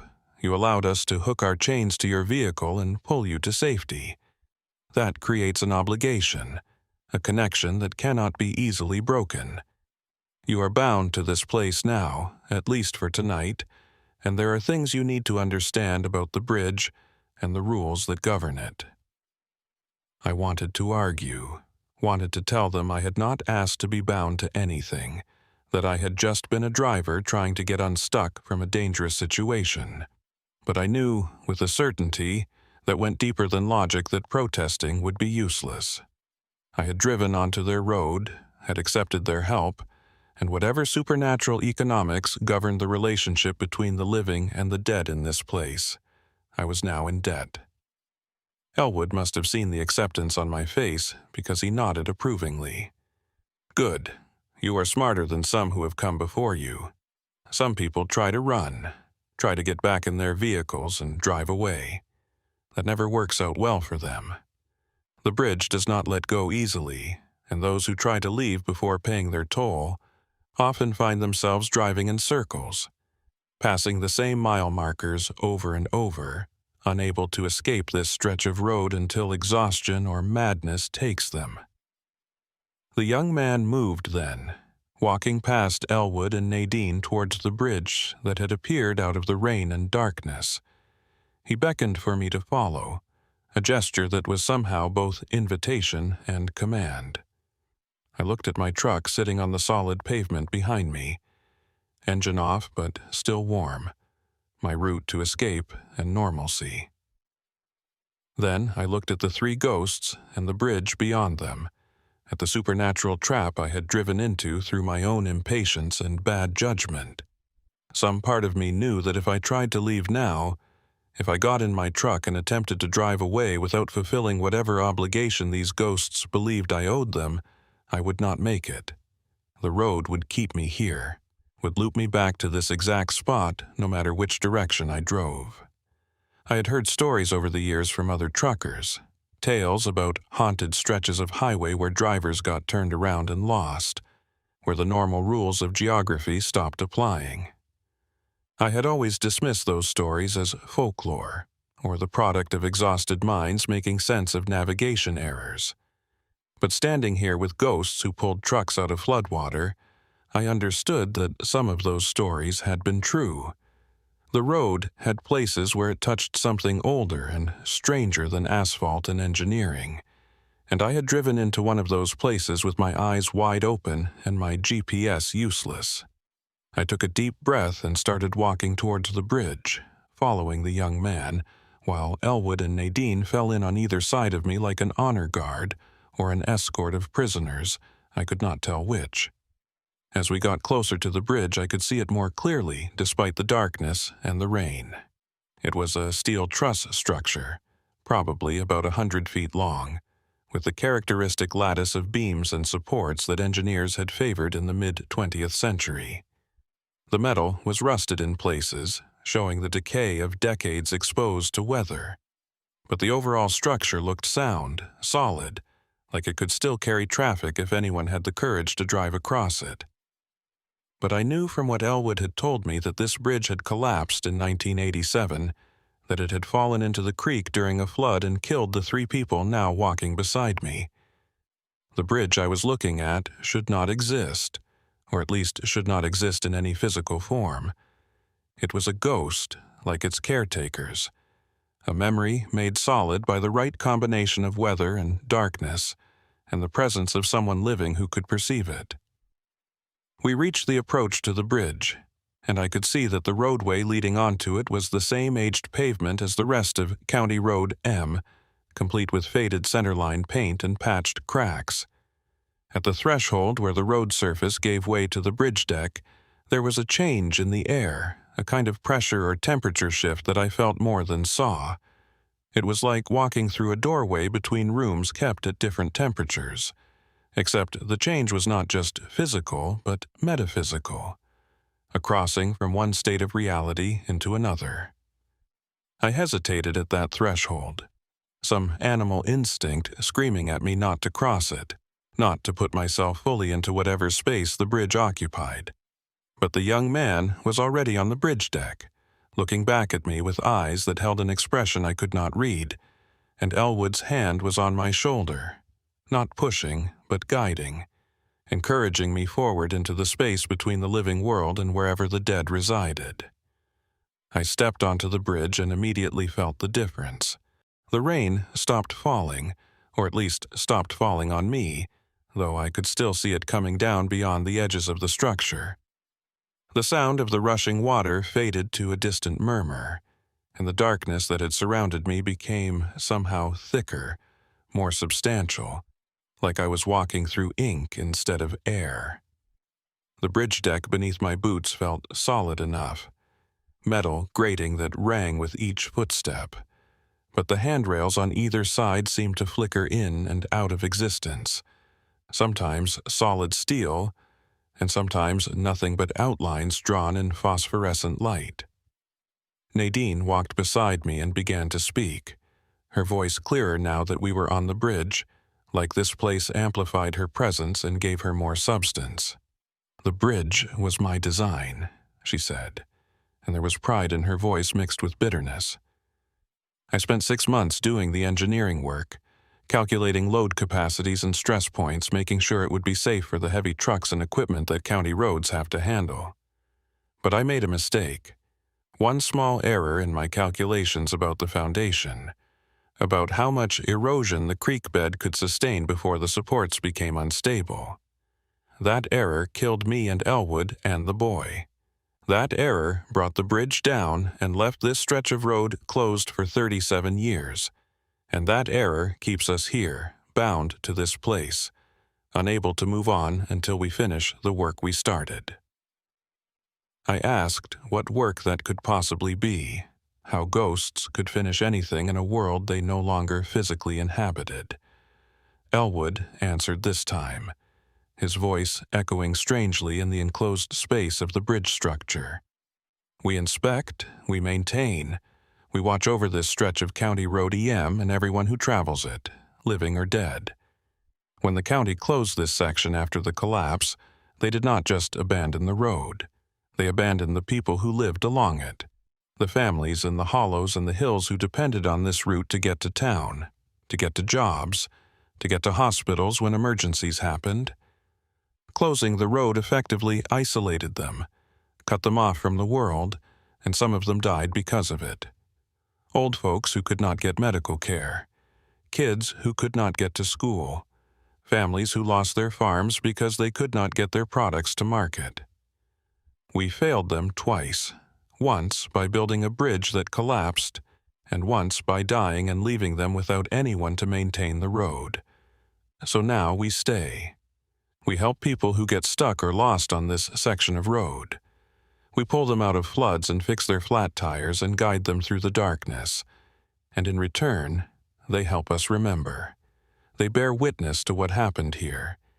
They carry our story forward so that we are not completely forgotten.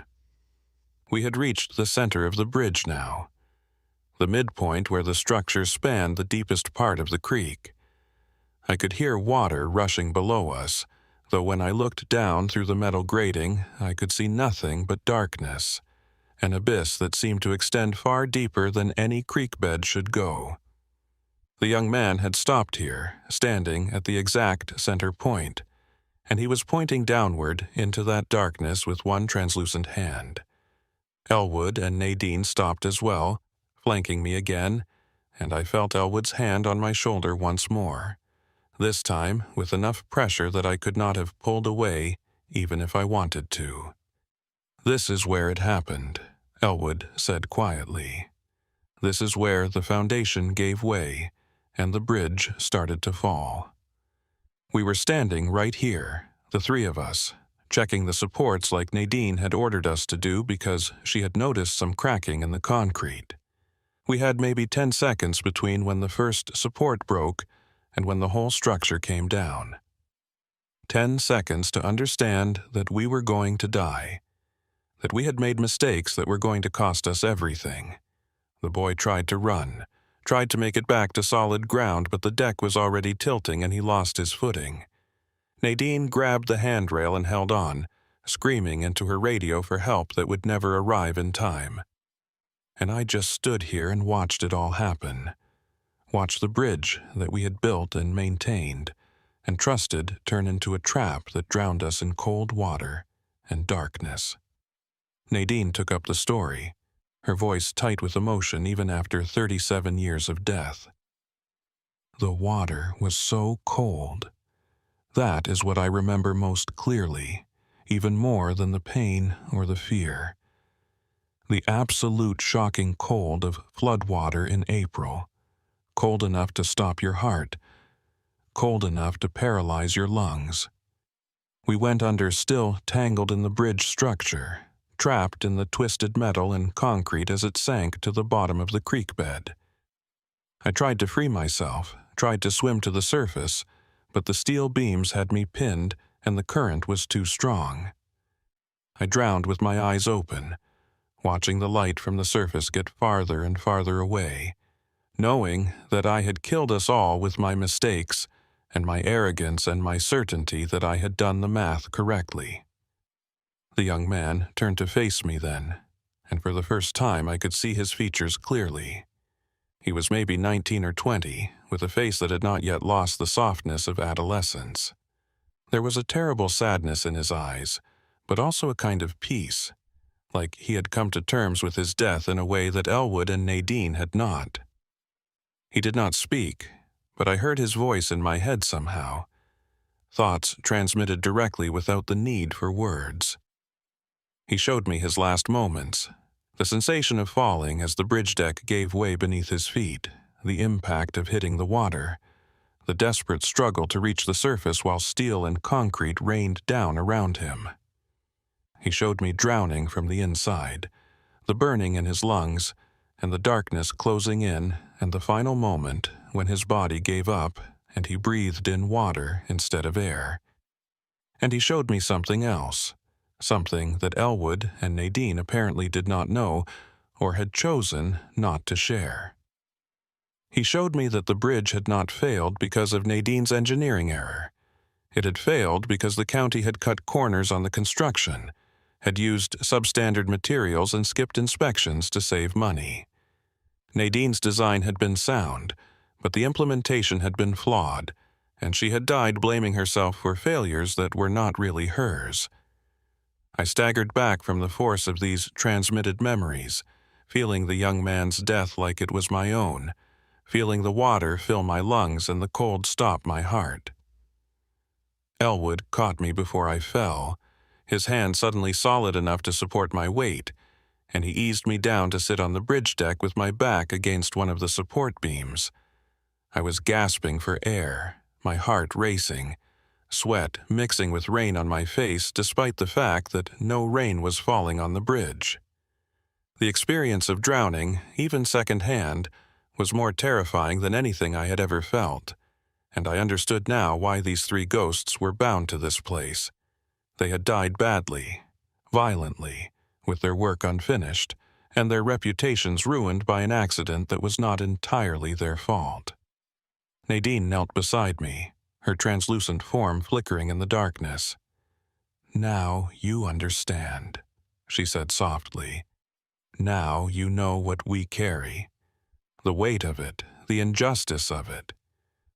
We died for someone else's greed and corner-cutting, but the official reports blamed us, blamed my engineering, blamed Elwood's maintenance, blamed the boy for being careless and falling even though he did everything right. The truth died with us in the water, and for 37 years we have been trapped here trying to make people understand what really happened. That is the toll we ask of those we help on this road. We ask that you listen to our story, that you bear witness to the truth, that you carry it forward into the world of the living where it might finally matter." I wanted to tell her that I would do it, that I would tell anyone who would listen about the bridge and the ghosts and the truth about how they died. But before I could speak, something changed in the air around us. The bridge began to shake, a low vibration that I could feel through the deck and the beams, and the sound of rushing water grew suddenly louder. Elwood stood up quickly, looking around with an expression of alarm that I did not like seeing on the face of a ghost who was supposed to be in control of this place. "The water is rising," he said, "rising faster than it should be. The same conditions that brought the bridge down in 1987, they are happening again. The creek is undercutting the foundations, and the structure is becoming unstable.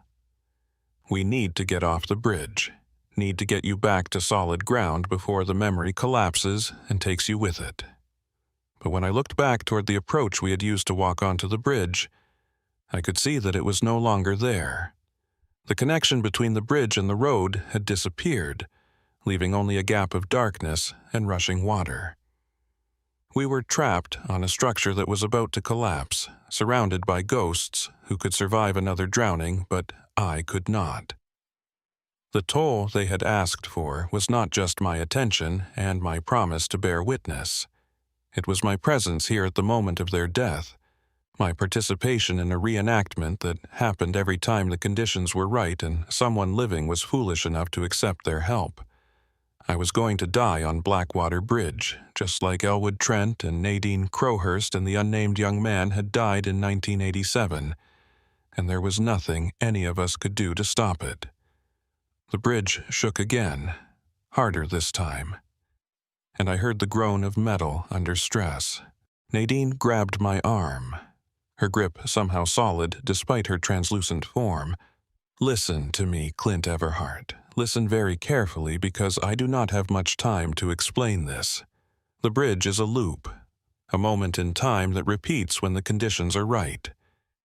We died here, and we die here again every time someone crosses over, reliving our last moments in an endless cycle. But you are alive. You still have mass and presence in the real world, and that means you might be able to break the loop. If you can get to the center support, the one that failed first in the original collapse, and if you can mark it somehow, leave some physical evidence that you were here, it might anchor this memory to a specific time and place. It might stop the loop from repeating and let us finally move on." I did not fully understand what she was asking, but I understood that it was important and that my life probably depended on doing it. I asked her where the center support was, and the young man pointed toward the downstream side of the bridge, to a place where the main structural beam met the foundation pier. The water had risen enough that the bottom of the beam was now submerged, hidden in the churning flood, but I could see the top of it about 10 feet away from where we stood. I would have to climb over the handrail and out onto the support structure, hanging above rushing water in the darkness, with no safety equipment and no guarantee that the beam would even support my weight. But staying on the collapsing bridge was certain death, and at least this way I had a chance, however slim, of surviving and maybe helping these ghosts find whatever piece they were searching for. I stood up and started moving toward the handrail, but Elwood stopped me. "Wait," he said. "You need to understand something. If you do this, if you mark that beam and anchor the memory, we will be locked to the moment of our death permanently. We will not move on to whatever comes after.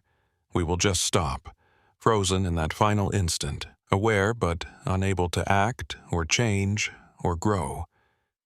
It is a kind of death for us, maybe the only real death that ghosts can experience. Are you willing to do that to us in order to save yourself?" I looked at the three of them, at Elwood with his weathered face and his builder's hands, at Nadine with her intelligence and her misplaced guilt, at the young man with his silence and his sadness. They had saved me from drowning in my truck, had pulled me to safety and asked only that I listen to their story, and now I was being asked to destroy them in order to save myself. The bridge shook again, and I heard the sound of metal tearing, of supports giving way. Time was running out, and I had to make a choice.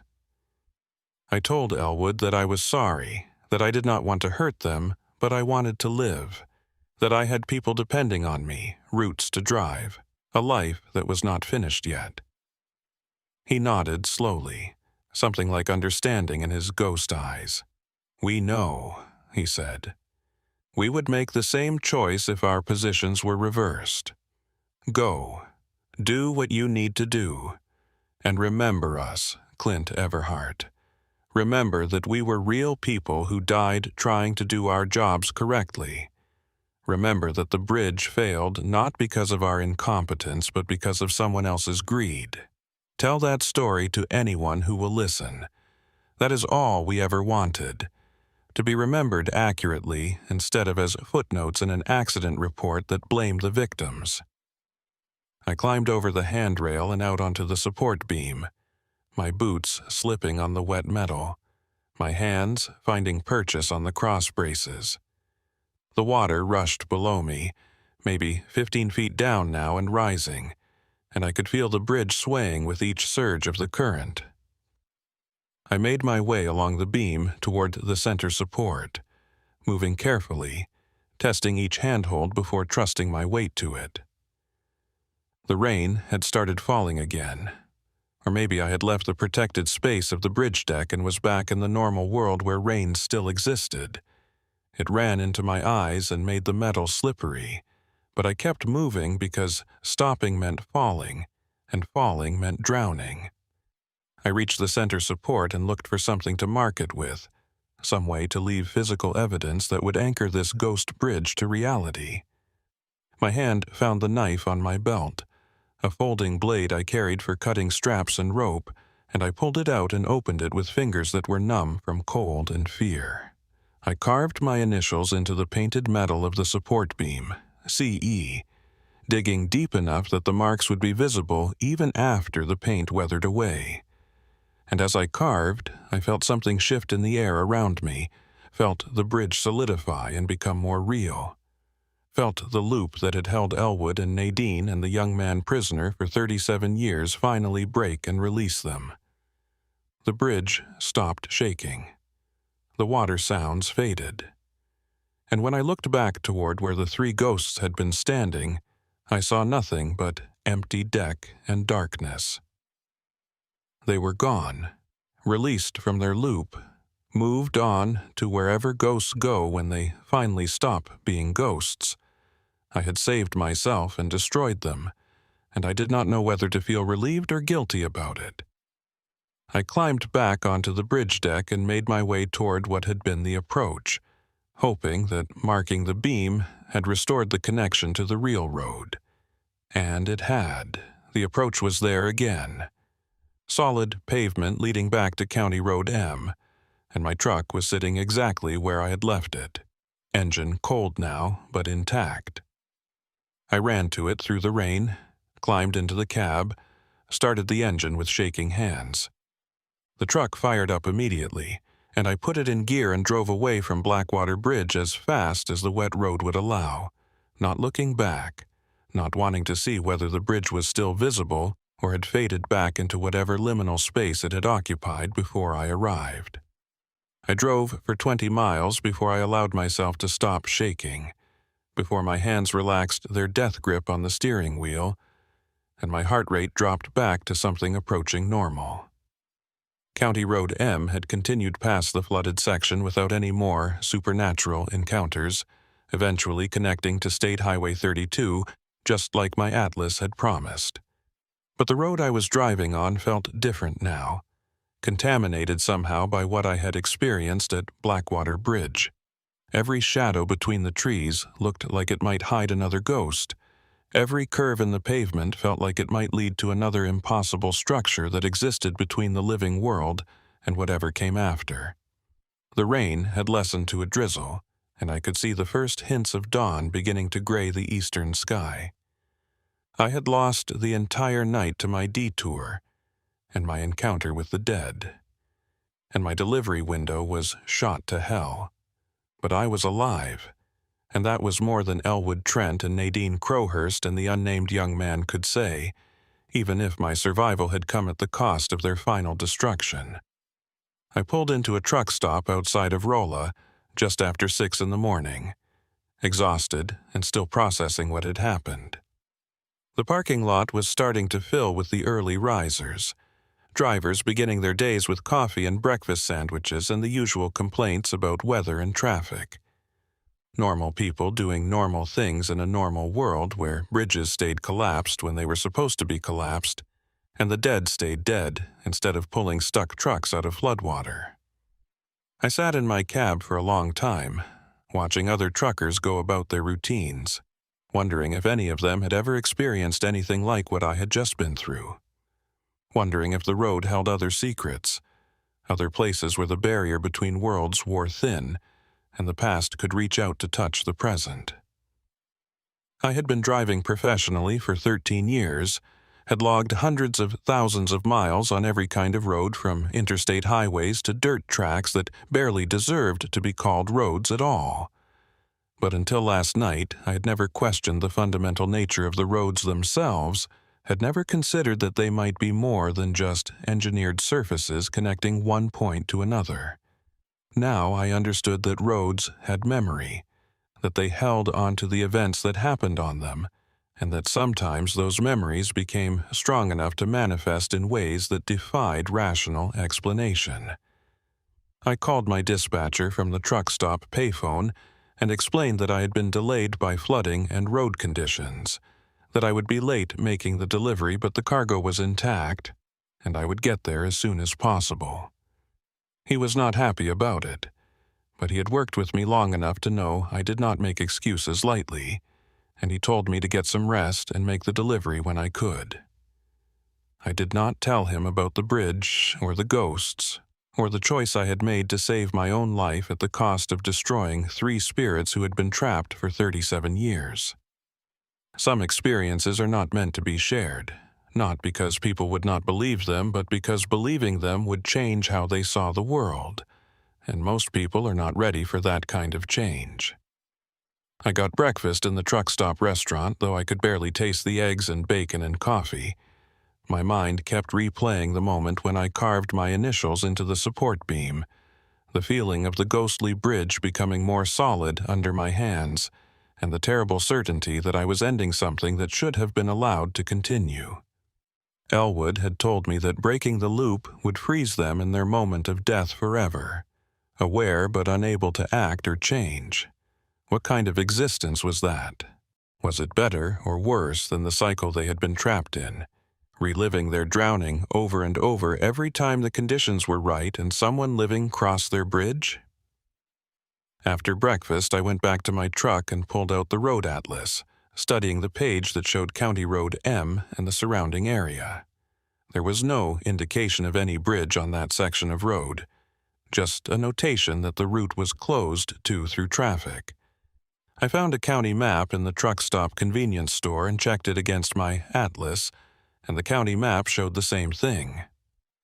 County Road M was marked as a dead-end road, not connecting to anything beyond the point where Blackwater Bridge had stood.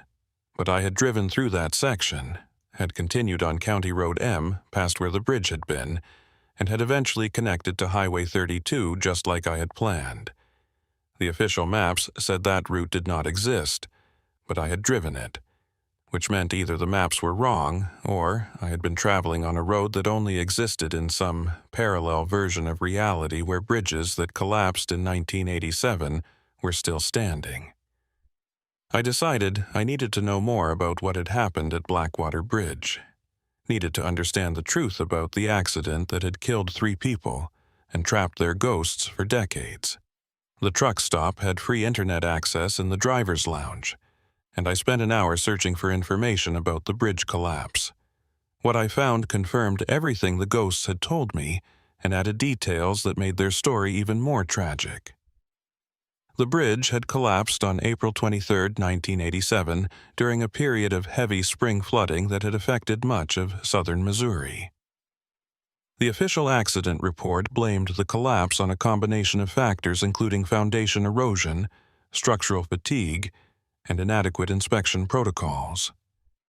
3 county workers had been killed in the collapse: Elwood Trent, age 56, a master mechanic with 32 years of service; Nadine Crowhurst, age 41, a civil engineer who had designed the bridge during her first year with the county; and an unnamed laborer whose identity had been lost in the paperwork confusion following the accident.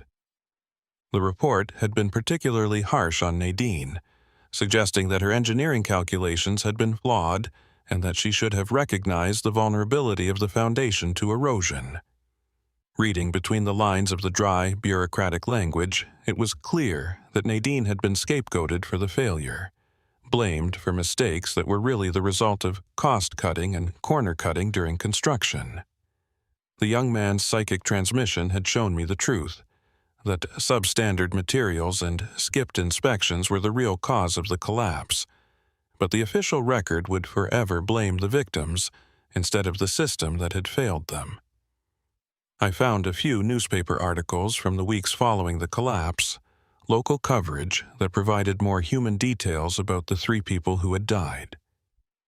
Elwood had been described as a dedicated worker who knew every mile of county road in the district, someone who could fix any piece of equipment with basic tools and ingenuity. He had been married with 2 grown children, and his family had sued the county for wrongful death, though the case had been settled out of court for an undisclosed amount. Nadine had been unmarried, one of the first female engineers hired by the county road department, fighting to prove herself in a profession that did not always welcome women. The articles described her as brilliant but difficult, someone who did not suffer fools, and who had made enemies among the old guard who resented her presence. The young man was mentioned only as an unidentified laborer, someone whose name had been left off the work crew roster and whose family had apparently never come forward to claim his body. That detail bothered me more than anything else I had learned. Elwood and Nadine at least had identities, had been remembered and mourned by people who knew them. But the young man had died anonymous, had been buried in a county cemetery with a marker that probably just said unknown worker, or something equally impersonal. Even in death he had been forgotten, reduced to a footnote in someone else's tragedy. No wonder he could not speak even as a ghost. No wonder his features remained indistinct. He had been erased so thoroughly from the record that even his spirit did not know who it was supposed to be. I felt a wave of guilt wash over me for what I had done to all three of them, but especially for the young man. He had finally found someone who could see him, who could acknowledge his existence, and I had destroyed him to save myself. The moral weight of that choice was going to stay with me for a long time, maybe for the rest of my life. I printed out copies of the articles and the accident report, thinking that maybe I could use them to tell the ghost's story, to correct the record and give them the recognition they deserved. But even as I gathered the documentation, I knew it would not be enough. The official version of events was set in stone, had been set in stone for 37 years, and nothing I said or did would change how history remembered Nadine's supposed engineering failure, or Elwood's supposed inadequate maintenance, or the young man's complete erasure from the record.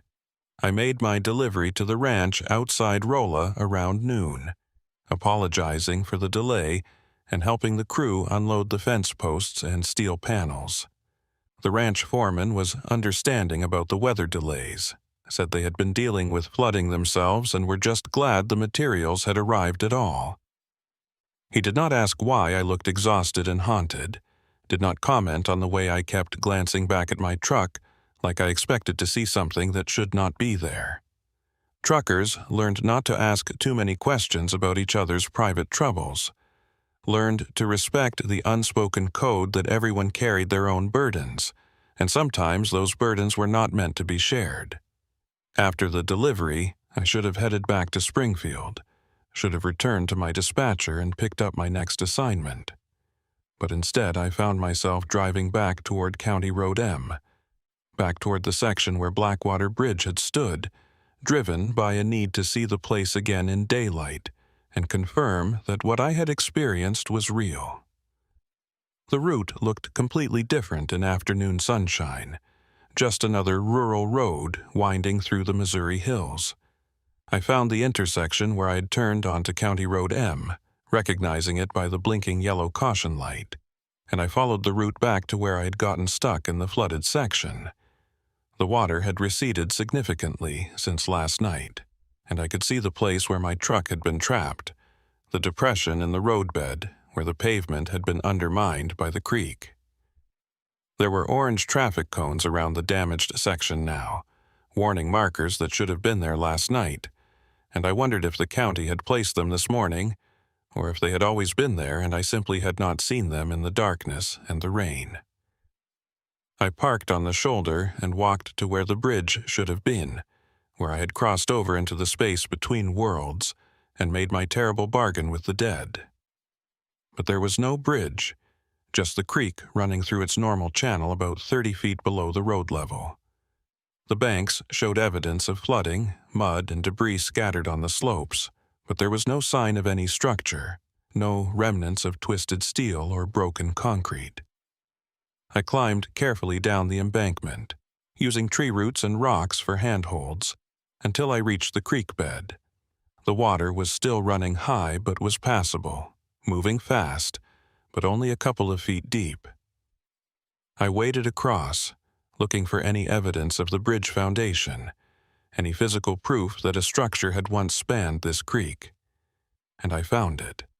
On the far bank, partially buried in mud and debris, was a concrete pier, old and weathered and covered in moss. It was maybe 4 feet tall and 2 feet square, the kind of foundation support that would have held up a bridge truss. I brushed away some of the mud and saw markings carved into the concrete, letters and numbers that indicated when it had been poured. April 1952, the same year Nadine had said the bridge was built, and below those markings, scratched more recently into the weathered surface, were my initials, CE.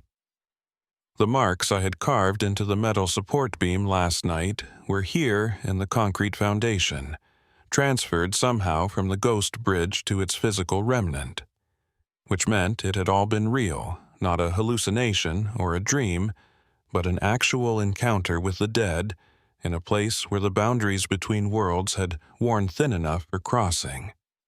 I stood there in the creek bed looking at those initials for a long time, running my fingers over the rough concrete and trying to process what it meant.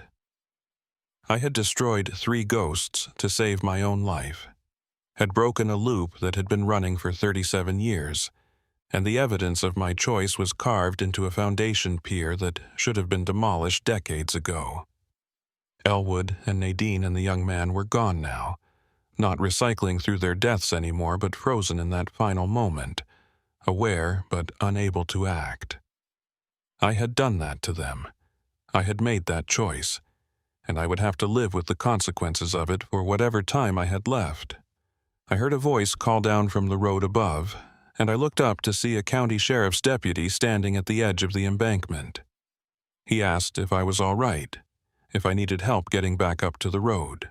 I told him I was fine, just looking at the old bridge foundation, and he nodded like that was a perfectly normal thing for a truck driver to be doing. He waited while I climbed back up the embankment, and when I reached the road he introduced himself as Deputy Carson and asked what had brought me to this particular spot. I told him about getting stuck in the flooded section last night, about being pulled out by a county road crew, and about wanting to come back and see the place in daylight. His expression changed when I mentioned the road crew, a flicker of something that might have been recognition or concern. He asked me to describe the people who had helped me, and I gave him descriptions of Elwood and Nadine and the young man, watching his face carefully to see how he reacted. Deputy Carson was quiet for a long moment, and when he finally spoke his voice was careful, measured, like he was choosing his words very deliberately. He told me that there was no county road crew working this section last night, that the flooding had kept everyone off the back roads until this morning when they started putting up warning markers. He also told me that the descriptions I had given matched 3 people who had died in a bridge collapse on this exact spot in 1987, though I probably knew that already based on how I was looking at him. He said I was not the first person to report being helped by a phantom road crew on County Road M, that there had been maybe a dozen similar accounts over the years, usually during flood conditions and usually at night. Most people did not report their experiences because they thought no one would believe them, but the sheriff's department kept informal records of the sightings, a file that was not exactly official but was not exactly secret either. Deputy Carson asked me if the ghosts had hurt me or threatened me in any way, and I told him no, that they had just pulled my truck out and asked me to listen to their story. I did not tell him about the bridge appearing, or about being trapped in the death loop, or about carving my initials into the support beam. Some details were better kept private, and I was not ready to share the full truth of what had happened to me on Blackwater Bridge. The deputy seemed satisfied with my abbreviated account, said he was glad I had made it through safely, and warned me that County Road M was going to be closed for at least a week while they repaired the damaged section of roadbed. He also mentioned that there were rumors about demolishing the old bridge foundation, that some engineer from the state had suggested removing it completely to improve drainage and reduce erosion. The project was caught up in budget discussions and environmental reviews, but it might happen within the next year or 2. When he said that, I felt a cold certainty settle into my bones. If they demolished the bridge foundation, If they removed the concrete piers that were the last physical remnants of the structure Nadine had designed and Elwood had maintained, then the ghosts would have nothing to anchor to. They were already frozen in their final moment, already destroyed by what I had done, but at least they still existed in some form, bound to the physical remains of their bridge. Remove those remains and they would be completely erased, scattered into whatever void claimed spirits that had nowhere left to haunt. I asked Deputy Carson if there was any way to stop the demolition, if there was historic preservation status or something that could protect the old foundation. He looked at me strangely, probably wondering why a truck driver from Springfield cared so much about some old concrete piers in a creek bed. But he told me that the bridge was not considered historically significant, that it was just one of hundreds of similar structures built in the 1950s, and that preservation efforts were focused on bridges that were still standing and could potentially be restored to use. The Blackwater Bridge Foundation was just debris as far as the county was concerned, something that interfered with water flow and created erosion problems, better removed than maintained. I thanked the deputy for his time and got back in my truck, knowing there was nothing I could do to save the bridge foundation from eventual demolition. The ghosts I had destroyed by breaking their loop would be completely erased within a year or two, and there would be nothing left to mark their existence except some old newspaper articles and an accident report that blamed them for their own deaths. I had given them the gift of ending their suffering, of breaking the cycle that kept them trapped, but I had also doomed them to complete oblivion. As I drove away from County Road M for what I knew would be the last time, I found myself thinking about memory and erasure, about how quickly people could be forgotten once the physical evidence of their existence disappeared. Elwood Trent had worked for the county for 32 years, had maintained hundreds of miles of road, had probably helped thousands of stranded motorists during his career. Nadine Crowhurst had designed a bridge that should have stood for decades if it had been built according to her specifications, had fought to be taken seriously in a profession that did not welcome women. The young man, whose name had been lost to paperwork errors, had shown up for work and done his job and died for it, anonymous even in death.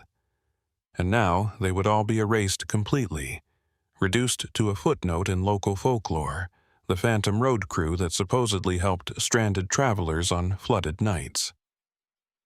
Their truth would disappear with the bridge foundation, buried under new pavement and forgotten by everyone except maybe me.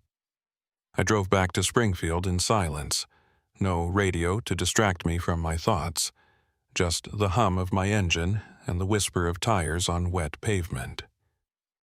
When I got back to the Heartland hauling office, I filed my trip report and collected my pay, and told my dispatcher I needed a few days off to deal with some personal matters. He looked at me like he knew something significant had happened, but was professional enough not to pry, just told me to take whatever time I needed and check in when I was ready to go back on the road. I went home to my apartment and spent 3 days trying to process what had happened, trying to come to terms with the choices I had made and the consequences those choices would have. I had survived my encounter with the ghosts of Blackwater Bridge, but the survival had cost me something I could not quite define. Some innocence, maybe, or some certainty about the nature of reality. I had driven into a place where the rules I understood did not apply, where the dead could pull trucks and bridges could exist in multiple states simultaneously, and I had come out of the other side changed in ways I was only beginning to understand.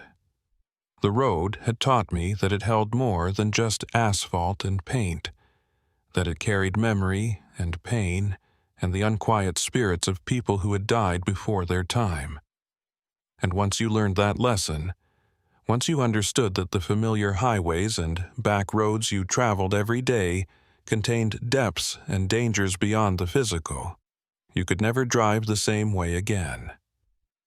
Every mile marker became a potential gateway, every shadowed curve a possible threshold to somewhere else, and every stranded motorist a test of whether you would stop and help or drive past to preserve your own ignorance and safety. On the fourth day, I went back to work, picked up a load of construction materials heading east, and pointed my truck toward the interstate. But I drove more carefully now, more attentively, watching the road not just for traffic and hazards, but for signs of the supernatural, for indications that I was approaching another place where the barrier between worlds wore thin. I never took County Road M again, never even drove past the intersection where that whole nightmare had begun. Some roads are better left behind, some shortcuts are not worth the time they save, and some debts are too heavy to carry forward into normal life. I had paid my toll to the ghosts of Blackwater Bridge, had given them what they asked for, and then destroyed them to save my own life. That was a transaction that could never be balanced, a moral equation that had no right answer. I could only carry the weight of it and try to be worthy of the survival I had purchased with their destruction. The road stretched ahead through the gathering dusk, and I followed it toward destinations that were mapped and known and safe. But I never forgot what I had learned in the rain and darkness of County Road M, never stopped believing that the road held more than physics could explain. And I never stopped wondering whether Elwood Trent and Nadine Crowhurst and the unnamed young man were still frozen in their final moment somewhere beneath the water, aware but unable to act, waiting for demolition to scatter them completely into the void. That wondering was my burden to carry, my toll for driving away alive from a bridge that should not have existed in a place that existed between memory and forgetting. 6 months passed before I returned to County Road M. 6 months of driving other routes, hauling freight through states that did not border Missouri, taking assignments that kept me as far from southern Missouri as the dispatcher could arrange without making it obvious I was avoiding something. But avoidance has a cost, and eventually my refusal to take Missouri runs started affecting my standing at Heartland Hauling. The dispatcher called me into his office one morning in late October and asked me straight out what my problem was with Missouri routes, whether I had gotten a DUI there or had an angry ex-wife waiting to serve me papers or some other concrete reason for avoiding an entire state. I could not tell him the truth, that I was afraid of driving past County Road M because I might see 3 ghosts standing in the road or find myself on a bridge that had collapsed 37 years ago. So I told him I would take the next Missouri run that came up, and 2 days later I was hauling agricultural equipment from Springfield to a farm supply distributor in Rolla, the exact same route I had been running the night I encountered Blackwater Bridge. I left Springfield just after dawn on a clear October morning, the kind of day when the air is crisp and the light has that particular quality that makes everything look sharper and more defined. The fall colors were at their peak in the Ozark Hills, the maples and oaks turning brilliant shades of red and gold that made the landscape look like it was on fire. It should have been a beautiful drive, the kind that reminds you why you became a trucker in the first place, why you chose a life on the road despite the long hours and the time away from home. But I could not appreciate the scenery because I was too focused on watching for the intersection with County Road M, too anxious about what I might find when I reached the section where the bridge had been. I had checked the county records before leaving, had called the road department to ask about the status of County Road M and the old bridge foundation. The clerk I spoke with told me that the section was still officially closed through traffic, that the damaged roadbed from the spring flooding had been repaired, but the route had never been reopened. She also mentioned that the demolition of the old bridge foundation had been approved and was scheduled to begin in November, just a few weeks away. The concrete piers that had stood for 73 years would be broken up and removed. The creek bed would be regraded to improve drainage, and the last physical remnant of Blackwater Bridge would disappear as completely as the ghosts I had destroyed. I told myself I was driving past just to see the place one more time before it was gone, to pay my respects to 3 people who had died trying to do their jobs correctly. But the truth was more complicated than that. Some part of me needed to know if they were really gone, if breaking the loop had truly destroyed them, or if they might still be there in some form, frozen in their final moment, but somehow aware of my presence. I needed to know if the choice I had made that rainy April night had been the right one, or if I had simply traded their eternal suffering for my own temporary survival. The intersection with County Road M came up faster than I expected, marked by the same blinking yellow caution light I remembered from 6 months ago. I slowed down and made the turn, driving north on the county road into the hills, following the route that had led me to the bridge. The pavement looked better than it had in April, recently resurfaced in some sections, with fresh paint on the center line and new reflective markers on the curves. The county had clearly done some maintenance work over the summer, making the road safer for the local residents who still depended on it, even though it was officially closed to through traffic. I passed a few houses and farms, saw people working in their yards and children playing in driveways, normal rural life continuing in the shadow of a place where the supernatural had reached through into the everyday world. About 8 miles up County Road M, I saw the warning signs ahead. Large orange barriers blocked the road completely, with a digital message board flashing a notice that the route was closed for construction. I pulled over and got out, walking up to the barriers to read the posted information. The notice said that the road would be closed for approximately 2 weeks for bridge demolition and creek restoration work, that local traffic could use an alternate route marked on an attached map, and that through traffic should use State Highway 32 instead. The demolition had started early, I realized. The county had decided not to wait until November, but had begun the work in October, probably taking advantage of the dry weather and low water levels in the creek, which meant the bridge foundation was already being destroyed, the concrete piers broken up by heavy equipment, the last physical anchor for 3 ghosts scattered into rubble and dust. I should have turned around then, should have accepted that I was too late to see the place one final time, that the chapter had closed and all I could do was carry the memory forward. But instead I moved one of the barriers aside, just enough to let my truck pass through, and continued up the closed road toward where Blackwater Bridge had stood. I told myself I would only go far enough to see the work site, that I would stay in my truck and observe from a distance, that I would not do anything foolish or dangerous. But even as I made these promises to myself, I knew I was lying.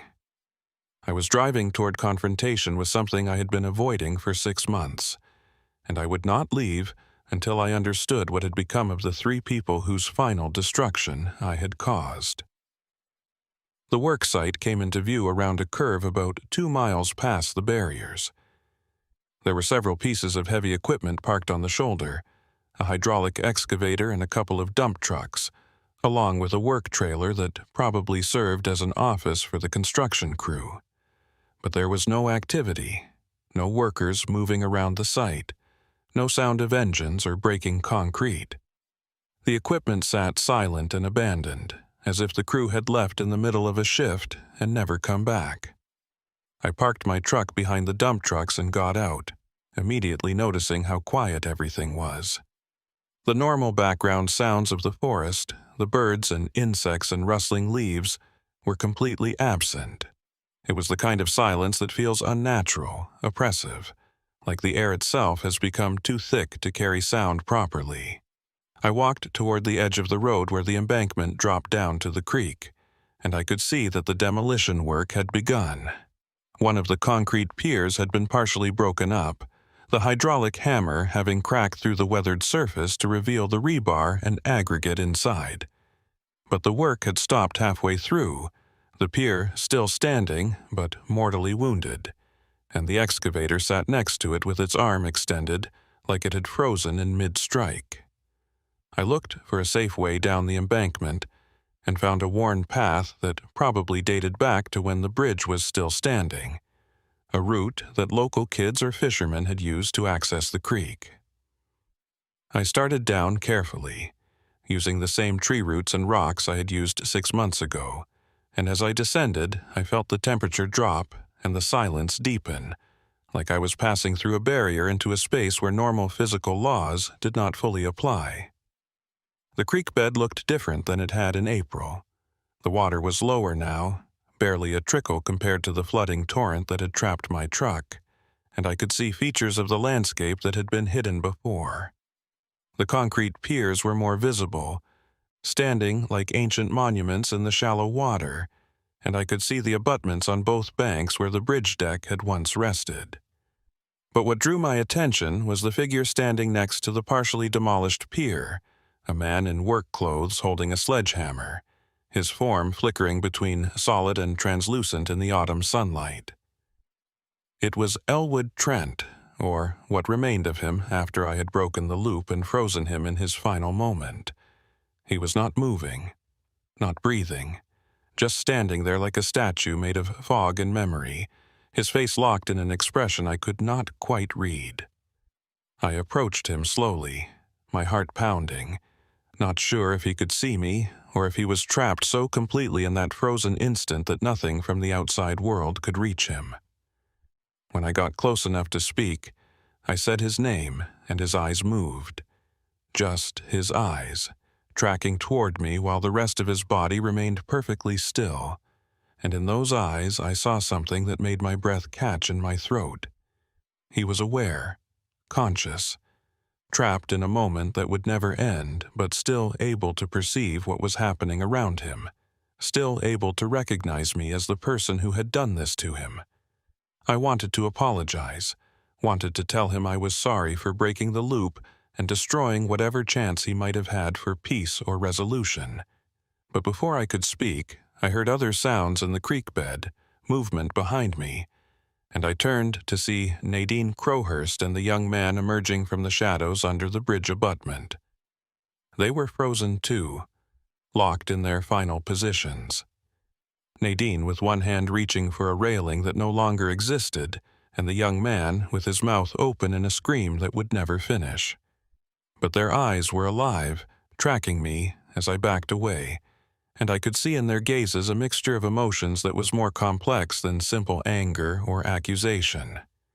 There was pain, certainly, and betrayal, and a terrible sadness at what I had done. But there was also something else, something that might have been gratitude or relief or understanding. They had been trapped in a loop for 37 years, dying over and over every time someone crossed their bridge, and I had ended that cycle even if the cost was freezing them forever. I had given them a kind of release, even if it was not the peaceful transition to whatever comes after death that they might have hoped for. At least they were not drowning anymore. Were not experiencing that terrible moment of the bridge collapsing and the water closing over their heads and the darkness taking them. They were frozen, yes, but frozen after the worst was over. Frozen in a moment of aftermath, rather than a moment of active dying. "I am sorry," I finally managed to say, my voice sounding too loud in the oppressive silence. "I did not know what else to do. You were going to collapse again. The bridge was coming down, and I was going to die with you. I had to choose between your suffering and my survival, and I chose myself. I have been living with that choice for 6 months, carrying the weight of it, knowing that I destroyed you to save my own life.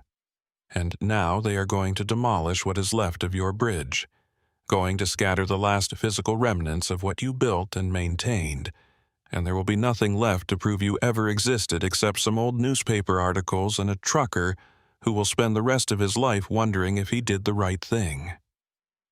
Elwood's eyes blinked, a slow, deliberate motion that suggested enormous effort, like even that small movement required more energy than his frozen form possessed.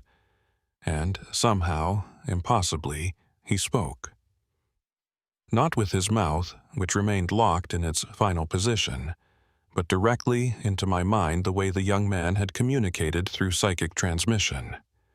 The voice was faint and distorted, like a radio signal from very far away, but the words were clear enough to understand. You did what you had to do. We do not blame you for surviving. We would have made the same choice. But you need to understand something, Clint Everhart. You did not destroy us.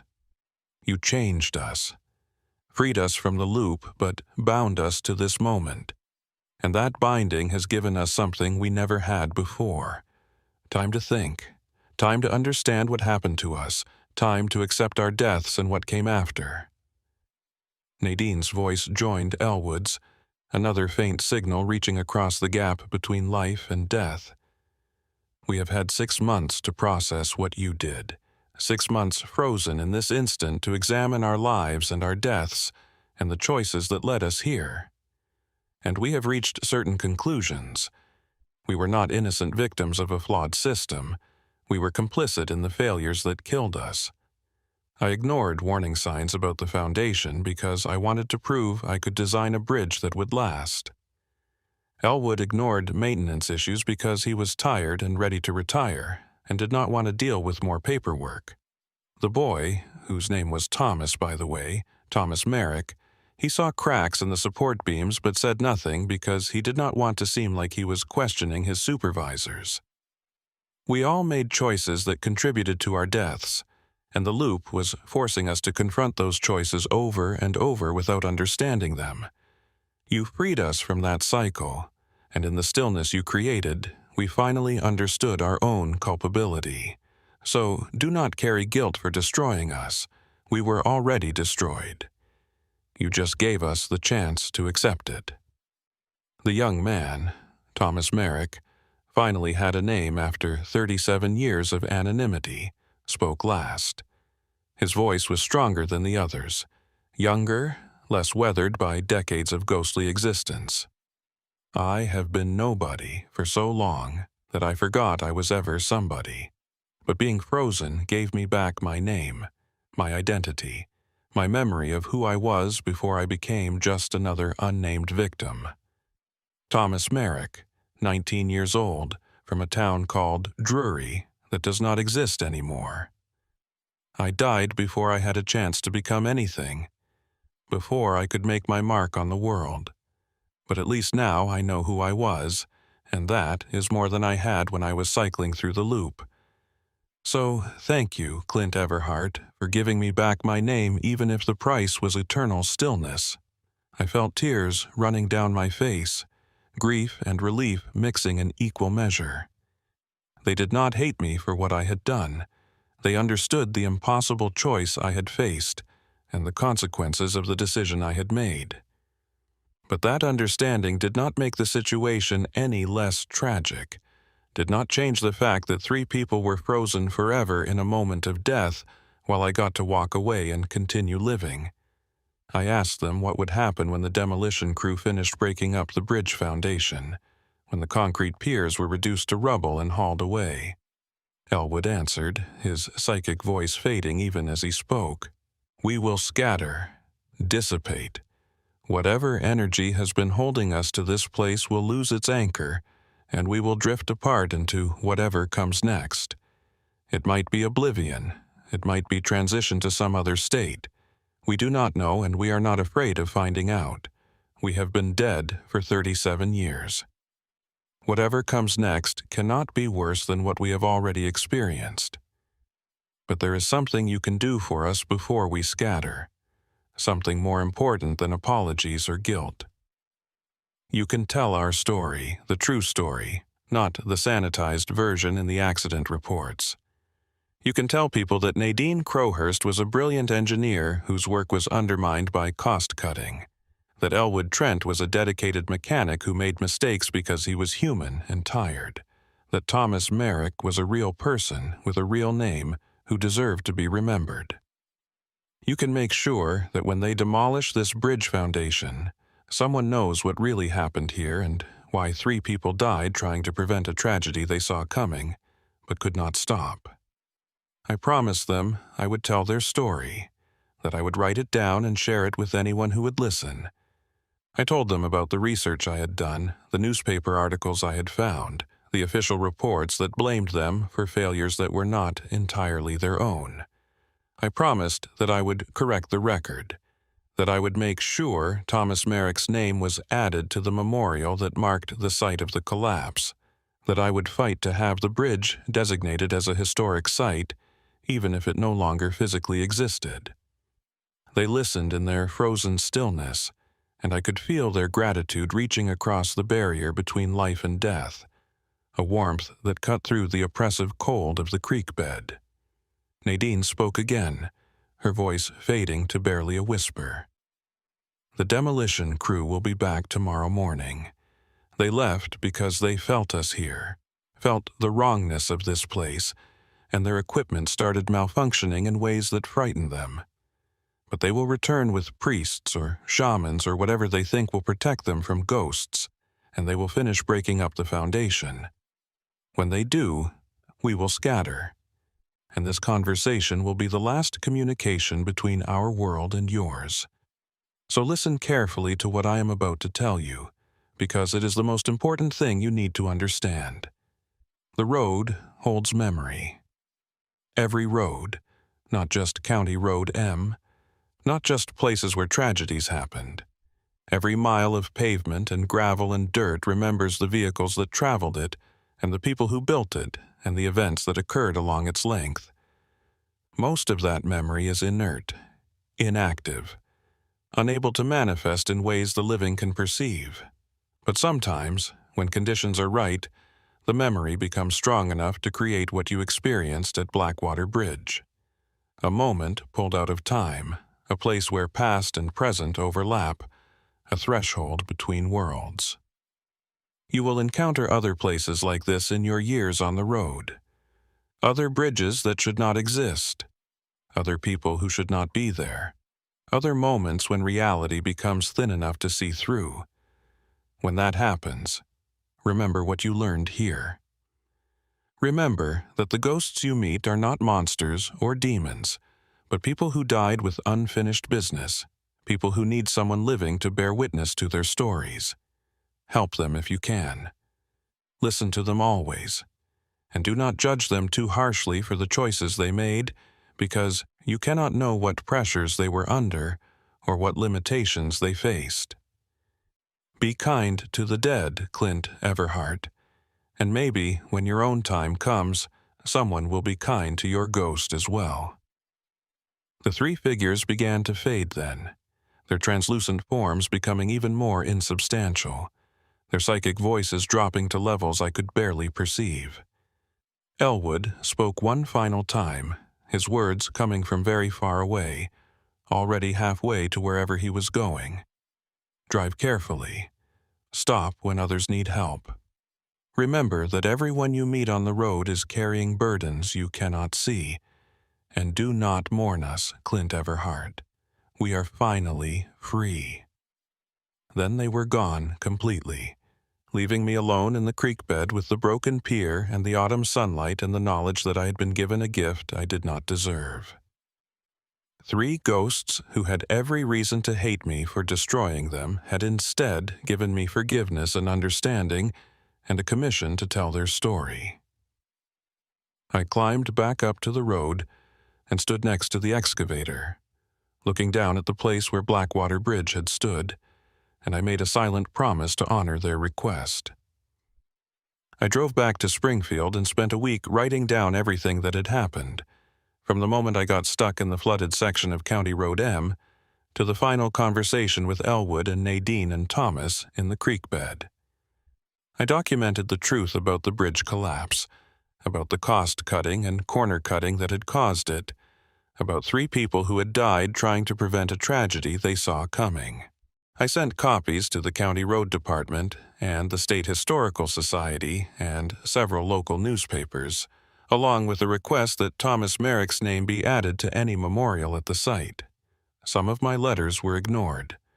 Some were dismissed as the ramblings of a trucker who had spent too much time alone on the road. But a few people listened, and slowly the story began to spread. The county agreed to add Thomas Merrick's name to the records, officially acknowledging his existence and his death for the first time in 37 years. A local historical society placed a marker at the site of Blackwater Bridge, noting that it had collapsed during flooding in 1987 and that 3 county workers had been killed in the accident. The marker did not mention ghosts or loops or supernatural manifestations, but it told the truth about who had died and why, and that was what mattered. The demolition of the bridge foundation was completed in November as scheduled. I was not there to witness it, but I heard from Deputy Carson that the work went smoothly once they brought in some local clergy to bless the site and put the spirits to rest. The concrete piers were broken up and hauled away, the creek bed was regraded, and County Road M was eventually reopened through traffic with a modern low-water crossing that could handle flooding without trapping vehicles. I still drive through Missouri regularly, though I avoid County Road M when I can. Not because I'm afraid of encountering ghosts again, but because driving that road reminds me of the weight I carry. The knowledge that I survived an encounter with the supernatural by making a choice that destroyed 3 spirits who had been suffering for decades. That is a burden that does not get lighter with time, a moral complexity that has no resolution. I did what I had to do to survive, and they understood and forgave me, but forgiveness does not erase the consequences of our actions. Elwood Trent and Nadine Crowhurst and Thomas Merrick are scattered now, their energy dissipated, their consciousness released from the frozen moment I had trapped them in. Whether that scattering was oblivion or transformation, or transition to some other state of existence, I will never know. But I carry their story with me on every mile I drive, sharing it when I can, making sure they are remembered accurately instead of as footnotes and accident reports that blamed the victims. That is the toll I pay for surviving Blackwater Bridge, the debt I will carry for whatever time I have left on the road. And every time I see another trucker pulled over on the shoulder with their hazards flashing, every time I encounter someone who needs help on a dark highway, I stop. I always stop. Because that is what Elwood and Nadine and Thomas would have done. And the least I can do is honor their memory by being the kind of person they were trying to be when they died. The road goes on forever, holding memories and ghosts and stories that most people will never know. But I know them now, and I carry them forward into whatever miles remain.